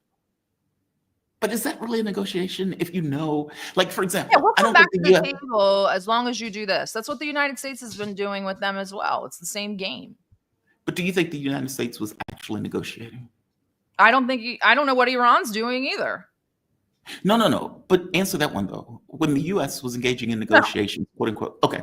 No, So, I think that because- maybe if they went a little differently, the U.S. might have not capitulated, but might have accepted the outcome. But I don't think that, given the conditions, they would have ever. Precisely. Yeah. Which means I want to look like I'm negotiating. I want to look like I'm open to negotiations, to the world and to my population. Even though you're putting a condition on the negotiation that you know the other side would never accept, which means you're not really negotiating. You're intentionally. That doesn't give them any power, though. It's not about power. It's just about perception. That's the way I saw it. It doesn't. Oh, I didn't see it that way. I don't think many people are paying that much attention anymore, honestly, to Iran, and not in America. Yeah. I don't know. I mean, the boisterousness that the United States is taking, where they're effectively making this argument that we're going to attack you again. We're going to attack you again if you. Oh, do yeah. this, Iran. And Iran is effectively saying, "Dude, we're not playing this game anymore." Well, I That's hope what that Iran understands that that's inevitable anyway. They're going to get attacked regardless, Yes. whether they comply with the negotiations or not. So I guess they're playing it correctly. I think that what, like, in the grand scheme of things, is to sort of not actively engage in negotiations and not technically pull yourself out of them entirely. So yeah, I guess so. You're right. I'll come around and agree that they're sort of putting it back and putting, like, you kind of did it to us and we'll do it to you sort of thing. Yeah, but it doesn't gain them any leverage in the end. It's not that I think they're trying to gain leverage. So when I was speaking to, there were a few people from Iran that I had a conversation with.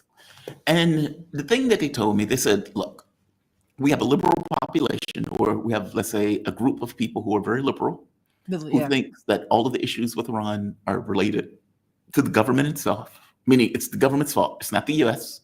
And if indeed we just work with America, Iran will be love and light and everything will be fantastic, etc. And that so the government was put in this kind of odd position where, okay, we will play this game. We would go into these negotiations. We will do this stuff. Now, the problem I have with that point of view is it seems that the government believed it. And the reformist government, for all intents and purposes, were open to negotiations with the United States, despite the fact that the United States had their hands full of blood. Mm-hmm. And so it may be a bit of both. That in one sense, the government felt like, okay, we need to have these negotiations when people like me were screaming out of your mind, these people are monsters. Whereas now, with power solidified, and even these liberals screaming, you need to get a bomb. Well, they're more confident of saying, we don't need to negotiate with you, even though we would like to have the world appearance that we're open to it. Like Russia. Russia would say, Russia is effectively screaming for capitulation in the form of negotiation. They are like, look, man, we need you to do this, and this. And we're open to negotiations. It's like, dude, it's like you're winning the war, right? You know you're winning the war. What you're asking for is capitulation, even though you're calling it negotiations. It seems to be a tactic. It's what the U.S. Iran's not winning their war. Yes. Okay. Are they at war? Sure. They've been at war since 1979. Are they losing that war? No. It's an interesting question. It's not decisive yet, no. But they're definitely not winning it. Azerbaijan is a new front. Oh, God, what a mess.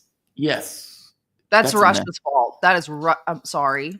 Everybody How's can it get mad Russia's at fault? me. Why you blaming Russia? That's Russia's fault. That's Russia's backyard. That's Russia's sphere. I know Russia kind of likes to take a little bit more of a hands-off approach to be different than the United States. You know, they always do the we don't like to get involved. We won't get involved where we're not asked to. Well, now look at us. We've got three places in the Caucasus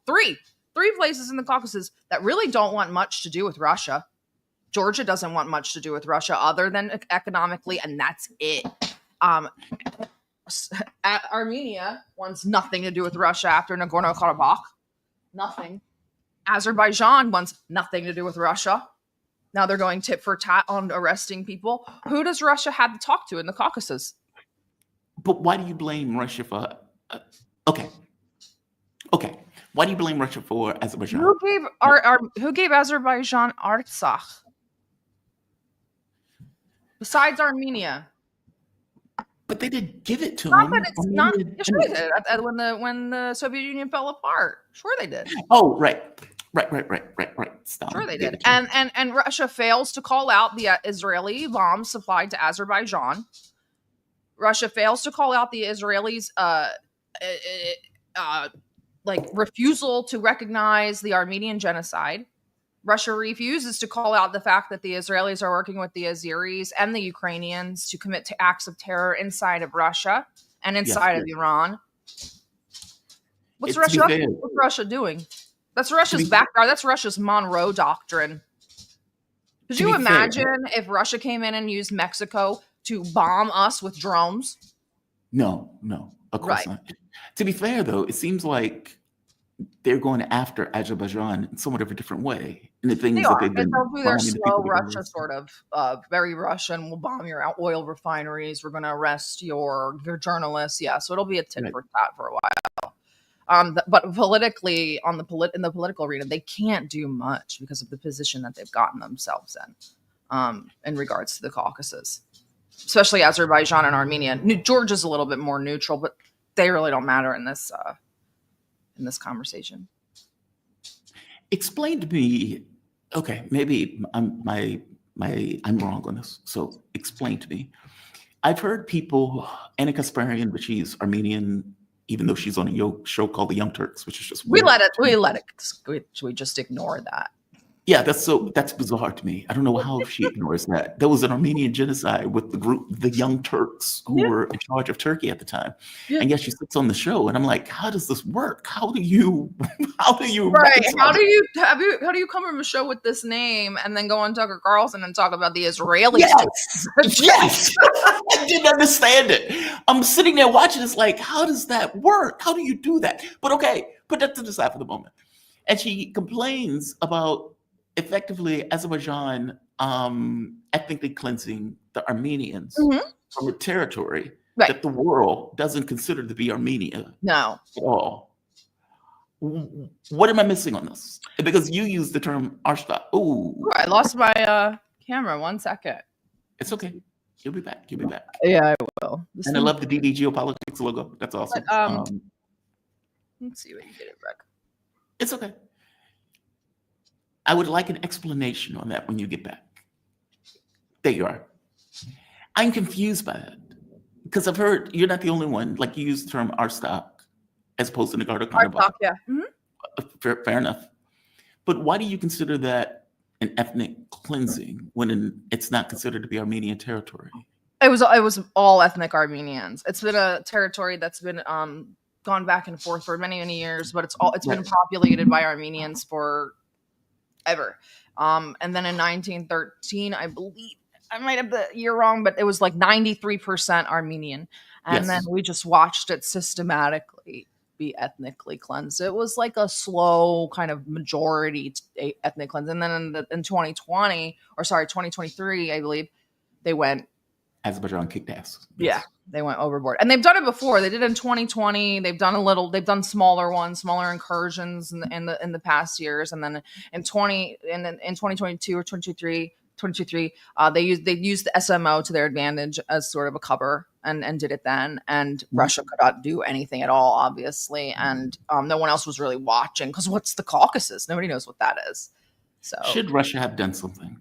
And if so, in that situation, I wish they would have, but I don't know what and the limitations that were placed on them, what they could have done in that sort of. Do you know what I mean? Yeah. Armenia was very weird about them participating. Pashinyan is not Russia friendly. No, he's not. Azerbaijan wasn't going to say anything to Russia. They had the upper hand. So what are you going to do? You have Pashinyan, who is, by all intents and purposes, is just a quisling, a patsy. So I guess I don't know what you do in this situation. I don't know if Russia makes a military if you're going to be a superpower, though, you need to figure it out. These are very small countries. These are smaller than New Jersey. Like, they're not big. Like, you can't figure out how to. This area of the world is so important. This is like one of the keys to the heartland and heartland theory. The Caucasus are so important. The Black Sea, the Caspian Sea, the Caucasus Mountains, that little sliver of land that connects Russia to Iran. That is even talked about by political theorists about how important that area is, even though we don't see it that way because we don't talk about these places that often. For Russia to risk why don't we? I think just because we don't. They're not that they're not very interesting. They're not very. Just to be clear, I don't mean why don't we not talk about them? Why doesn't Russia has more of a Monroe doctrine in that region? I mean, I think that they're always very walking on eggshells when it comes to things that they called out the United States for doing, and they don't want to. Screw that. That's what I say. Screw that. You need a bit of hypocrisy in your life, right? I mean, country.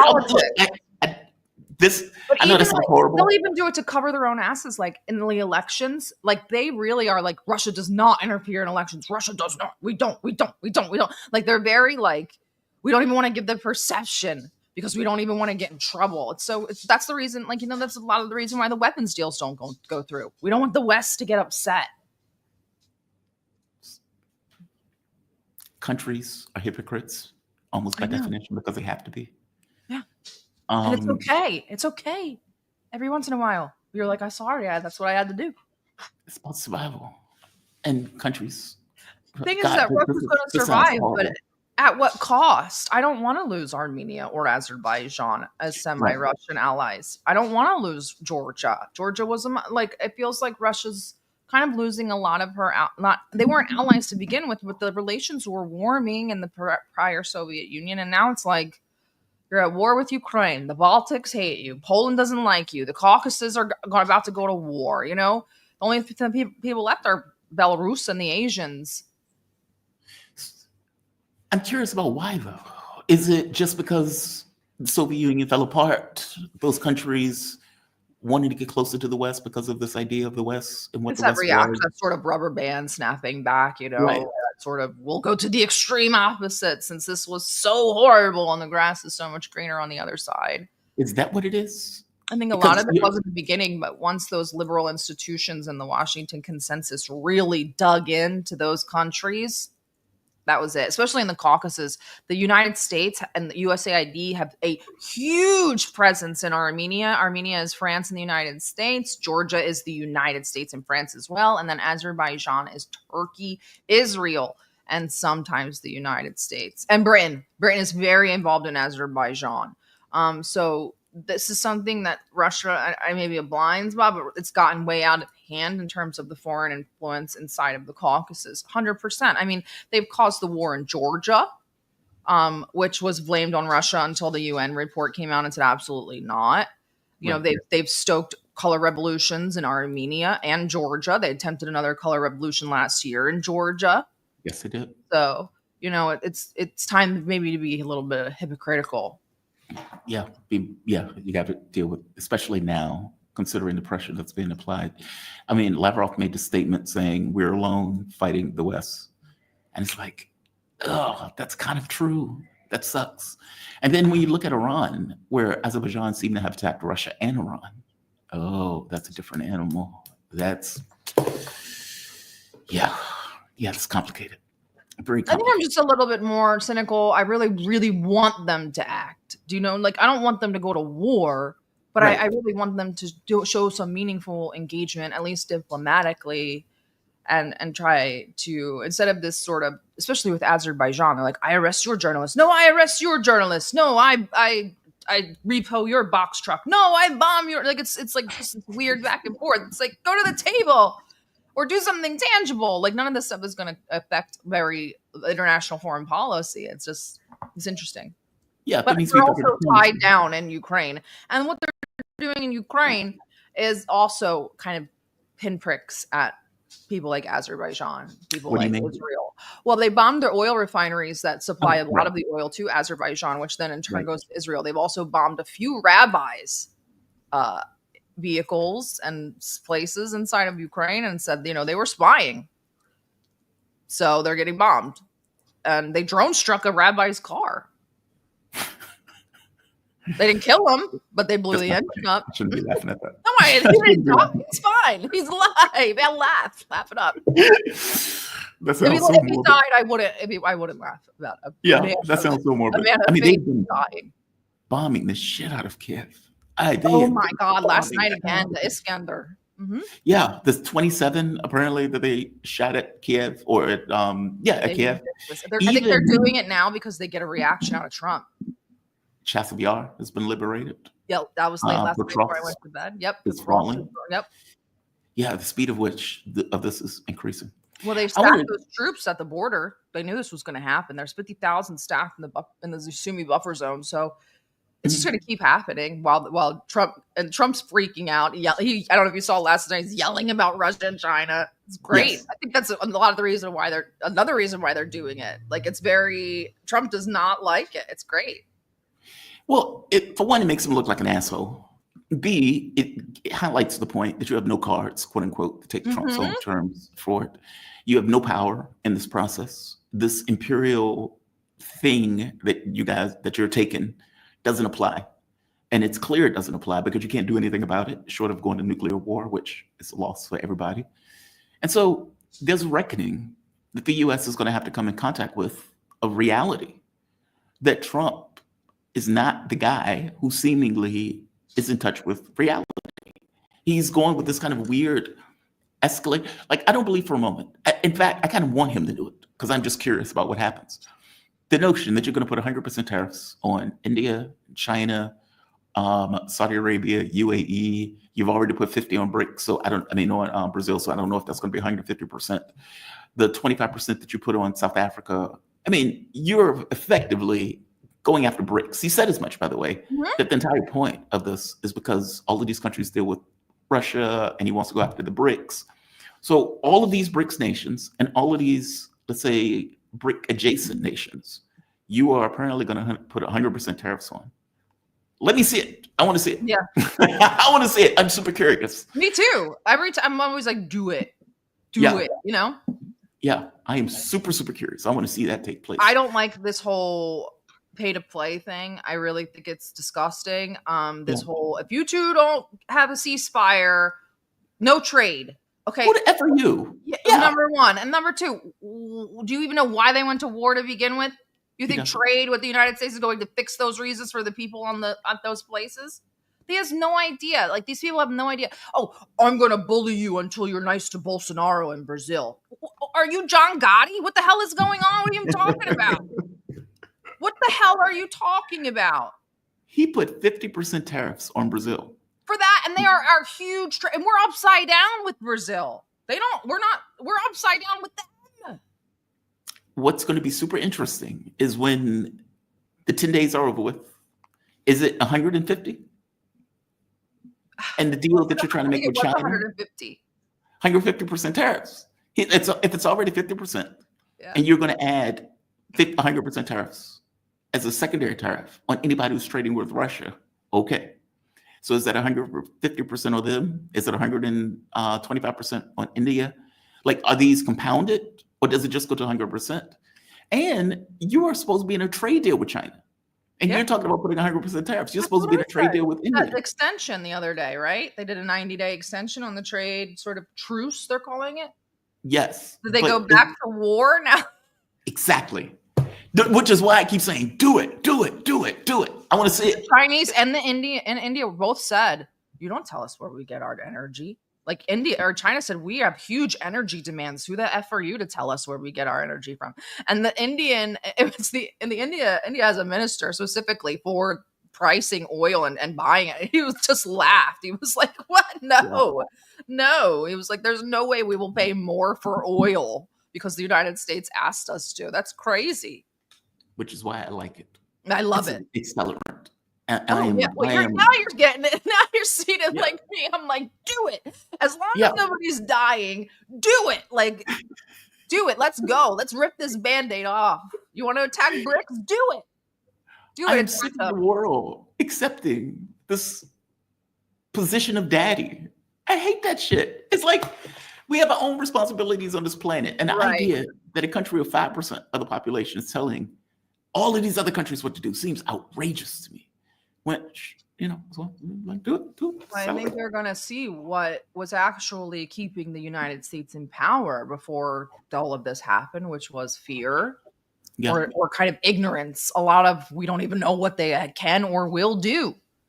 Well, the United States has shown a lot of their cards, and a lot of these people are like, we're not really that scared of you anymore. And I think that this is going to end in disaster. Not necessarily violence, but the United States is not going to get what they want here. And it's going to be egg on Trump's face big time.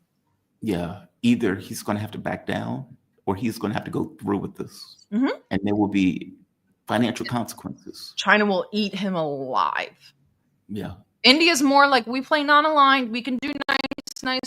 They like to have a their foreign policy is literally to be allied to as many countries or friendly to as many countries as possible. You can really see it in their foreign policy. So I'm sure, not that they'll capitulate, but they'll be much more amicable. But China's going to eat them alive. Yeah. Once you start even toying with secondary sanctions, you're admitting a huge loss. You're admitting that you don't have very much control over the situation. Agreed. Because that means you have no control over the individual country that you're dealing with. Exactly. And you couldn't get anything done with Russia. Now you got to attack other people. That's a big loss. That's an L. Yeah. And you get into the sovereignty of those other countries. And that hits a nerve. That just hits a raw nerve. India is a country of what, 1.5 billion people? 85 million, bazillion, trillion people. All of the people in the world live in India and China. It's like 3 billion people between the two of them. It's crazy. You wrote an article that is terrifying. Terrifying. A terrifying article. The Gospel of the Gun. How evangelical extremists and special forces hijacked humanitarianism in Gaza. And we should put humanitarianism in quotes because this has nothing to do with humanitarianism at all. Let me first say that people are very upset by this article. Why are they upset by it? I mean, it's just it's the whole, what are you trying to redirect the blame? Somebody said, what are you redirecting blame from the Jews to the Christians? No, they're working right hand in hand. Like, I don't make this about religion, like in that way, where it's like a team sport. What I'm trying to convey is that the religion is what's propelling people to act this way, in a sense. Well, you have Christian Zionists who believe that Jesus is going to come back and murder the majority of the world when the Jews are able to build their church or whatever. Yep, they got to build their temple. Mike Huckabee is one of those people. Correct. Hegseth, if I'm not mistaken, is one of those people. Yes. So these people exist. It's not like, this is not like, oh, you're just picking on. No, there's some insane murderers, goofballs in our administration that are out there. I will tell you this. One of the things that came up in UFO circles when the Pentagon was looking into this stuff and they were doing some of the research, you had elements of the Pentagon that were very religious and said that these are demons, not physical things, and that you are trying to open the gates of hell by doing this research. No bullshit. So when we're talking about like these religious people who are in government, they exist and they are making policy. Yep. Please explain, give a summary of your article, because I want to dig into some of this. Well, that was the point, was that because I forget about that a lot. I believe in God. I'm Christian, but I'm not incredibly religious. And I grew up Roman. I was raised Roman Catholic, so there was really not a lot of militancy in Roman Catholicism or that sort of we're at war with a good versus. There's not a lot of that. That's a very Protestant and especially American evangelical theme. And I think that's something that I know that I forget about in this genocide and what Israel's trying to do. I forget about the religious part because it's so, we're kind of told to avoid it, right? It's kind of like taboo. It's not because they're Jews. It's not because of that. So you kind of put it in the back of your mind. Plus, I'm not really that well educated on religious theology in those sectors. So I decided to really explore it. because I had found an article that briefly talked about these guys and their weird religious themed like military training camps. And I was like, what is this culture? And Pete Hegseth is actually one of this sort of culture, this sort of Christian dude bro culture. And then they had that same exact verbiage that you used, the sort of demons. And once you get into the abstract of that and you're like, okay, we're so far gone, you know, that this is something that you can't really converse or rationalize with someone who says people that are Islamic or Muslims are actually possessed by the devil. Yeah. So we have to kill them. You can reason with that. Like that's your religious belief. Your religious belief is your core. Like that's your being for a lot of people. So that's what really like struck me. It was first, you know, I was noticing. I've been reporting on these guys since January when they were first sort of they popped up. UGS and GHF, they popped up in Gaza, and I've been exploring them because anybody who's prior special forces just puts me off. And you know, I was seeing videos of them seriously holding hearts like this while Gazans are like clamoring over each other, and then they're shooting at them. And, you know, they're screaming at them in Iraqi Arabic. And I think it was that video that set me off where they're screaming at them in Iraqi Arabic and like, why don't you understand me? And I'm like, where were these guys serving? And then I started pulling the thread and I was like, oh my God, they've been to Afghanistan guarding poppy fields. They've been to Colombia doing drug ops. They've been to Ukraine doing extractions. What are these guys really up to? And then I started pulling it and I was like, there's no oversight here. They're just podcasters with LLCs running around grabbing government contracts. It's terrifying. And they're all religious extremists, all of them. We gave them space. I mean, like, it's like, hey, you're a thick neck guy with a gun with no conscience. Sure. We need people like that, right? That's the way the government looks at it. Because it's difficult to get a moral person, ethical, who don't want to kill people, to do stuff like that. Like the Green Beret guy who came back and he was like breaking down, telling the story about this little kid that these people murdered. Mm-hmm. Okay, it's hard to get that guy. You can't get that guy for a long period of time to do horrible things. Mm-mm. That guy has a conscience, even if he's in the military, right? I think the thing that's terrifying about it is they are true believers. Mm-hmm. They think, you know, we are on a religious crusade of sorts. And so when we go to these places, we are fulfilling God's will as we murder and kill demons. I mean, and it's like, whoa, dude. There's stories of them praying, and I didn't put it in the article because I couldn't verify the exact story, but there's anecdotes of them praying over the biometric scanners and asking God to reveal the demons among them. That's terrifying. Like, that's terrifying. But you think to yourself, okay, who's going to take these missions to do stuff like that? And exactly that. But see, the thing is that, you know, you back up to the beginning of GHF and UGS Solutions, and this was all planned, not to put these exact people in there, but it was planned to privatize the aid. And and thanks to Mike Philip Riley is an ex-CIA agent who's been working with the Israelis since 2022 to actually develop these plans for this sort of aid system. Now, the aid system itself was designed to, we talked about it, bring the Gazans from the north down to the south and concentrate them in these areas and potentially kill them like fish in a barrel. That's literally what's happening, is just killing them while they're at the aid stations. Well, what kind of people do you need to distribute this aid? Well, you had the UN, who was strictly humanitarian, who was there for altruistic reasons. Well, you don't want that. And you don't really care about these people. Plus, there's a part of me, maybe it's the black pill or the cynicism, that thinks that the murders are a feature. They're not a bug. They're not a mistake. I mean, they report them every day like it's like their new thing. At the end of every day, 78 people were killed today in Gaza, 52 of which were waiting for aid. And it's just like, it's like a news piece. It's just so, and how, you know, you have to have these people that either have no conscience, or even better, if they think what they're doing is right, because then they won't stop. Apathy is not going to cut it in this situation. These holy warriors are, I mean, they actually jumped at this chance, not just for the contract. The money's great, but to fight in the Holy Land. We're going to go fight in the Holy Land. Yeah, That's what we're they going to think. help build God's temple effectively. Right. And they come from this interesting community of this save the children type crap. And what I've found while exploring, and yes, they have done some good things, and I won't take that away from them. They're sort of the type of people that do this weird vigilante operations where they just pose as women and children online and then like video people. I don't even know. It's like very bizarre, like a deputization of themselves. And then they go over there and they're helping to disappear kids. It's the Chris Hansons. Like, Yeah. my ex-wife used to get pissed off at me because I used to watch stuff like that. She's like, why do you watch stuff like this? I can't. That shit creeps me out. Ugh. It's weird. Like, it's, you would get these, I don't want to call them weirdos, but these guys who would pose as children. And at the point where the pedophile hits them up, they would show up and either beat the hell out the pedophile, or they would hold something over their heads saying, hey man, I'm going to tell your wife, I'm going to tell your grandma, I'm going to tell all these people.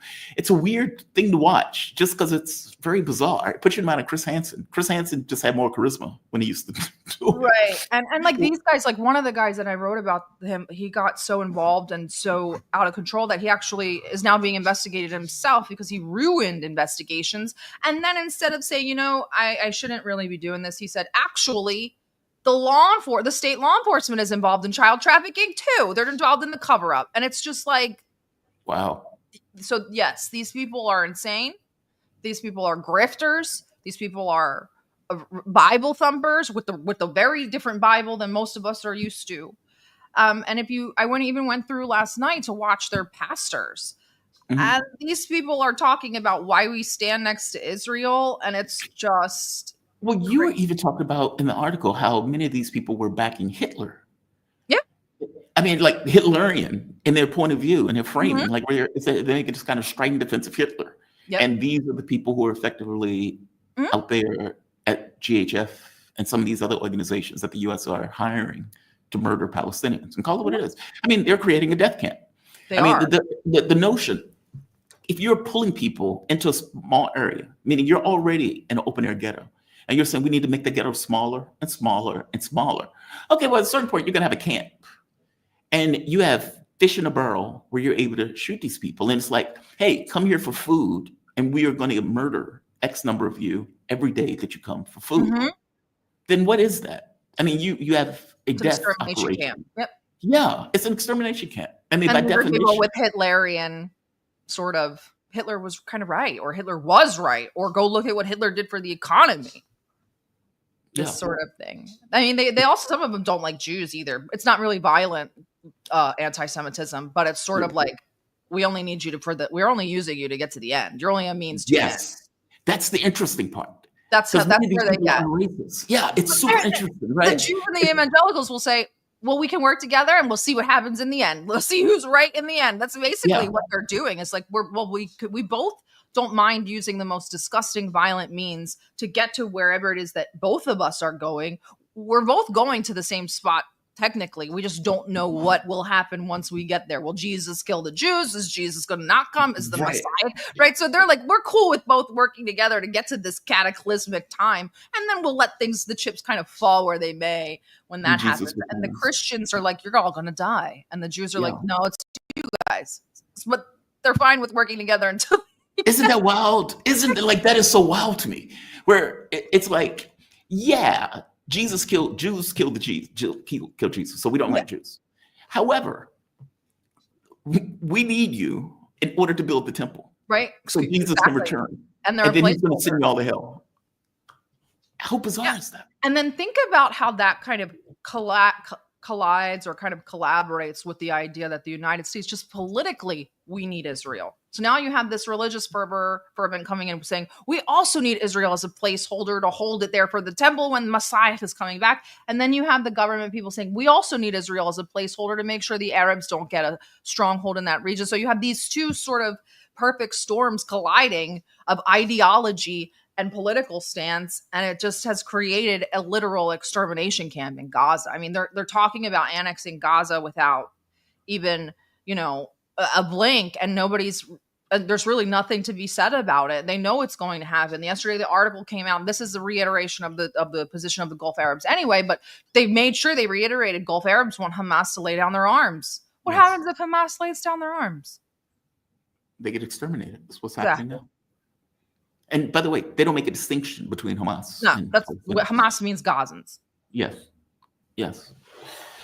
Yeah, that article is terrifying that these people exist and that they have found a pipeline for sadism for all intents and purposes, backed by and paid for by the US government. Yeah.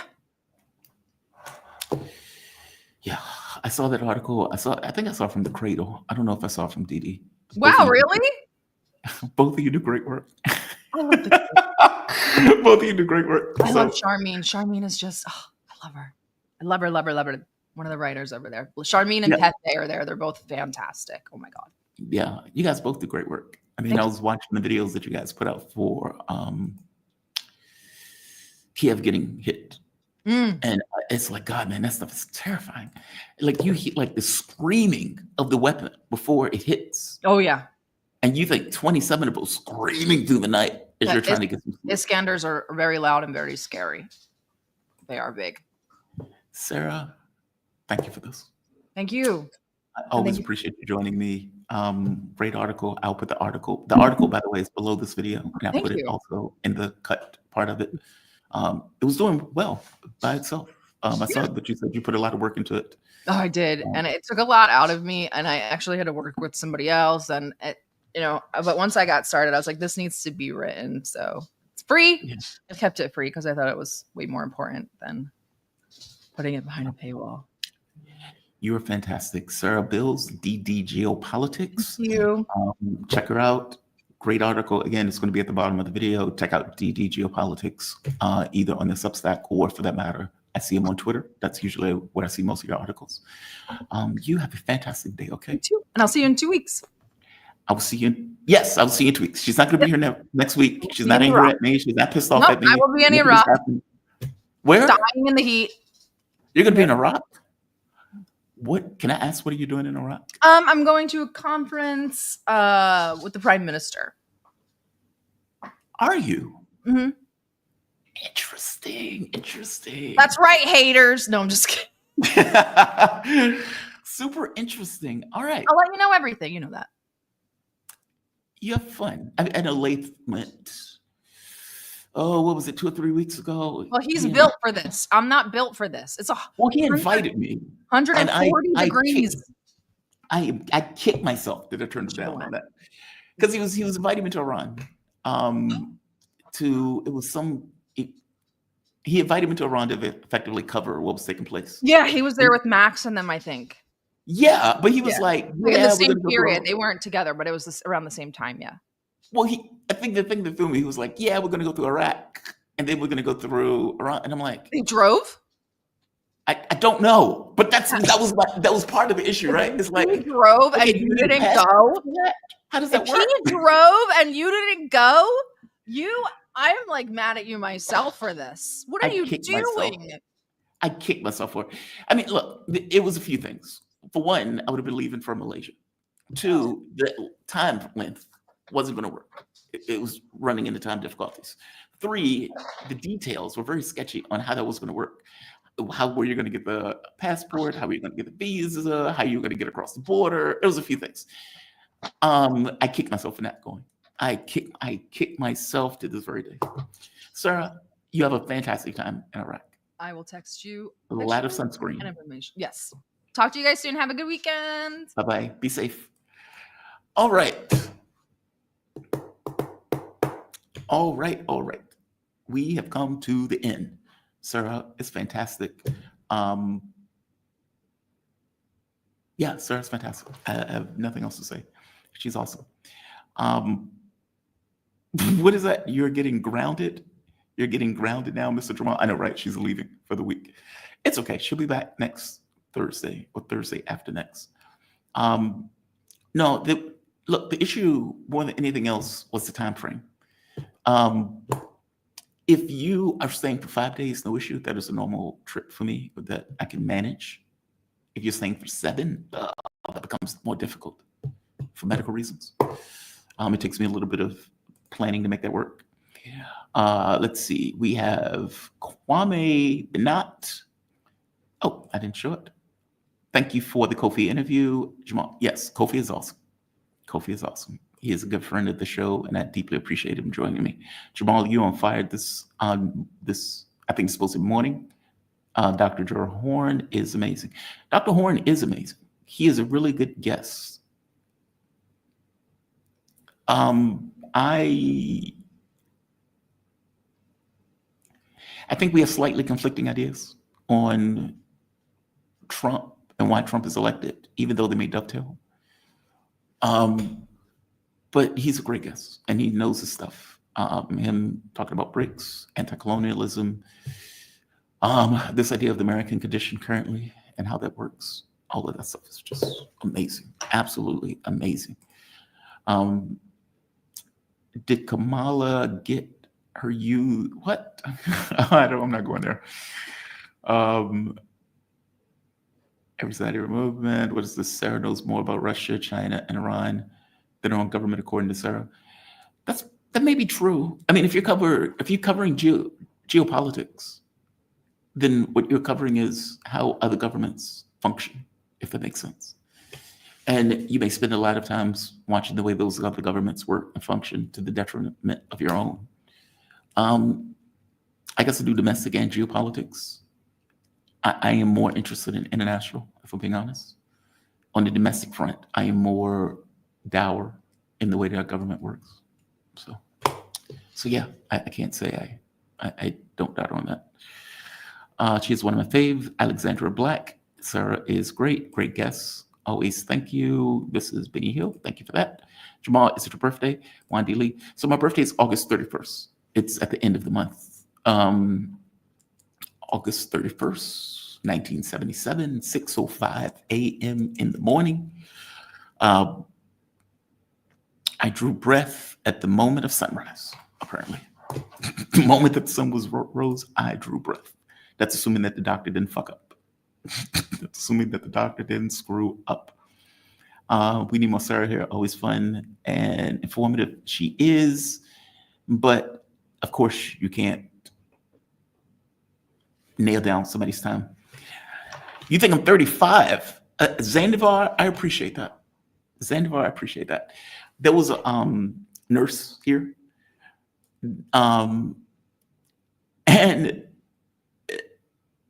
I remember she said something like, she didn't know my age. Her birthday is coming up tomorrow. I'm probably going to send her something for her birthday tomorrow. They're very cool here. And I'm like, dude, I have done this medical treatment longer than you've been alive in reality. And she was like, what? No way. I'm going to be 48. Yeah, I'm going to be 48 this year. 48 years old. 35, I appreciate that. Black don't crack, apparently. Black apparently does not crack. All right. Just to get my spiel before I close, I want to thank all of you you know what they said, black don't crack. Yeah, black don't crack. Black don't crack. I've lived a very complicated life medically. So the fact that you're using the 35, I appreciate that. But no, I'm going to be 48 this year. I'm going to be 48. Jamal, you look 35, but he is a lot older. He has been around. Yes, I've been around. Hung me out. I've been around.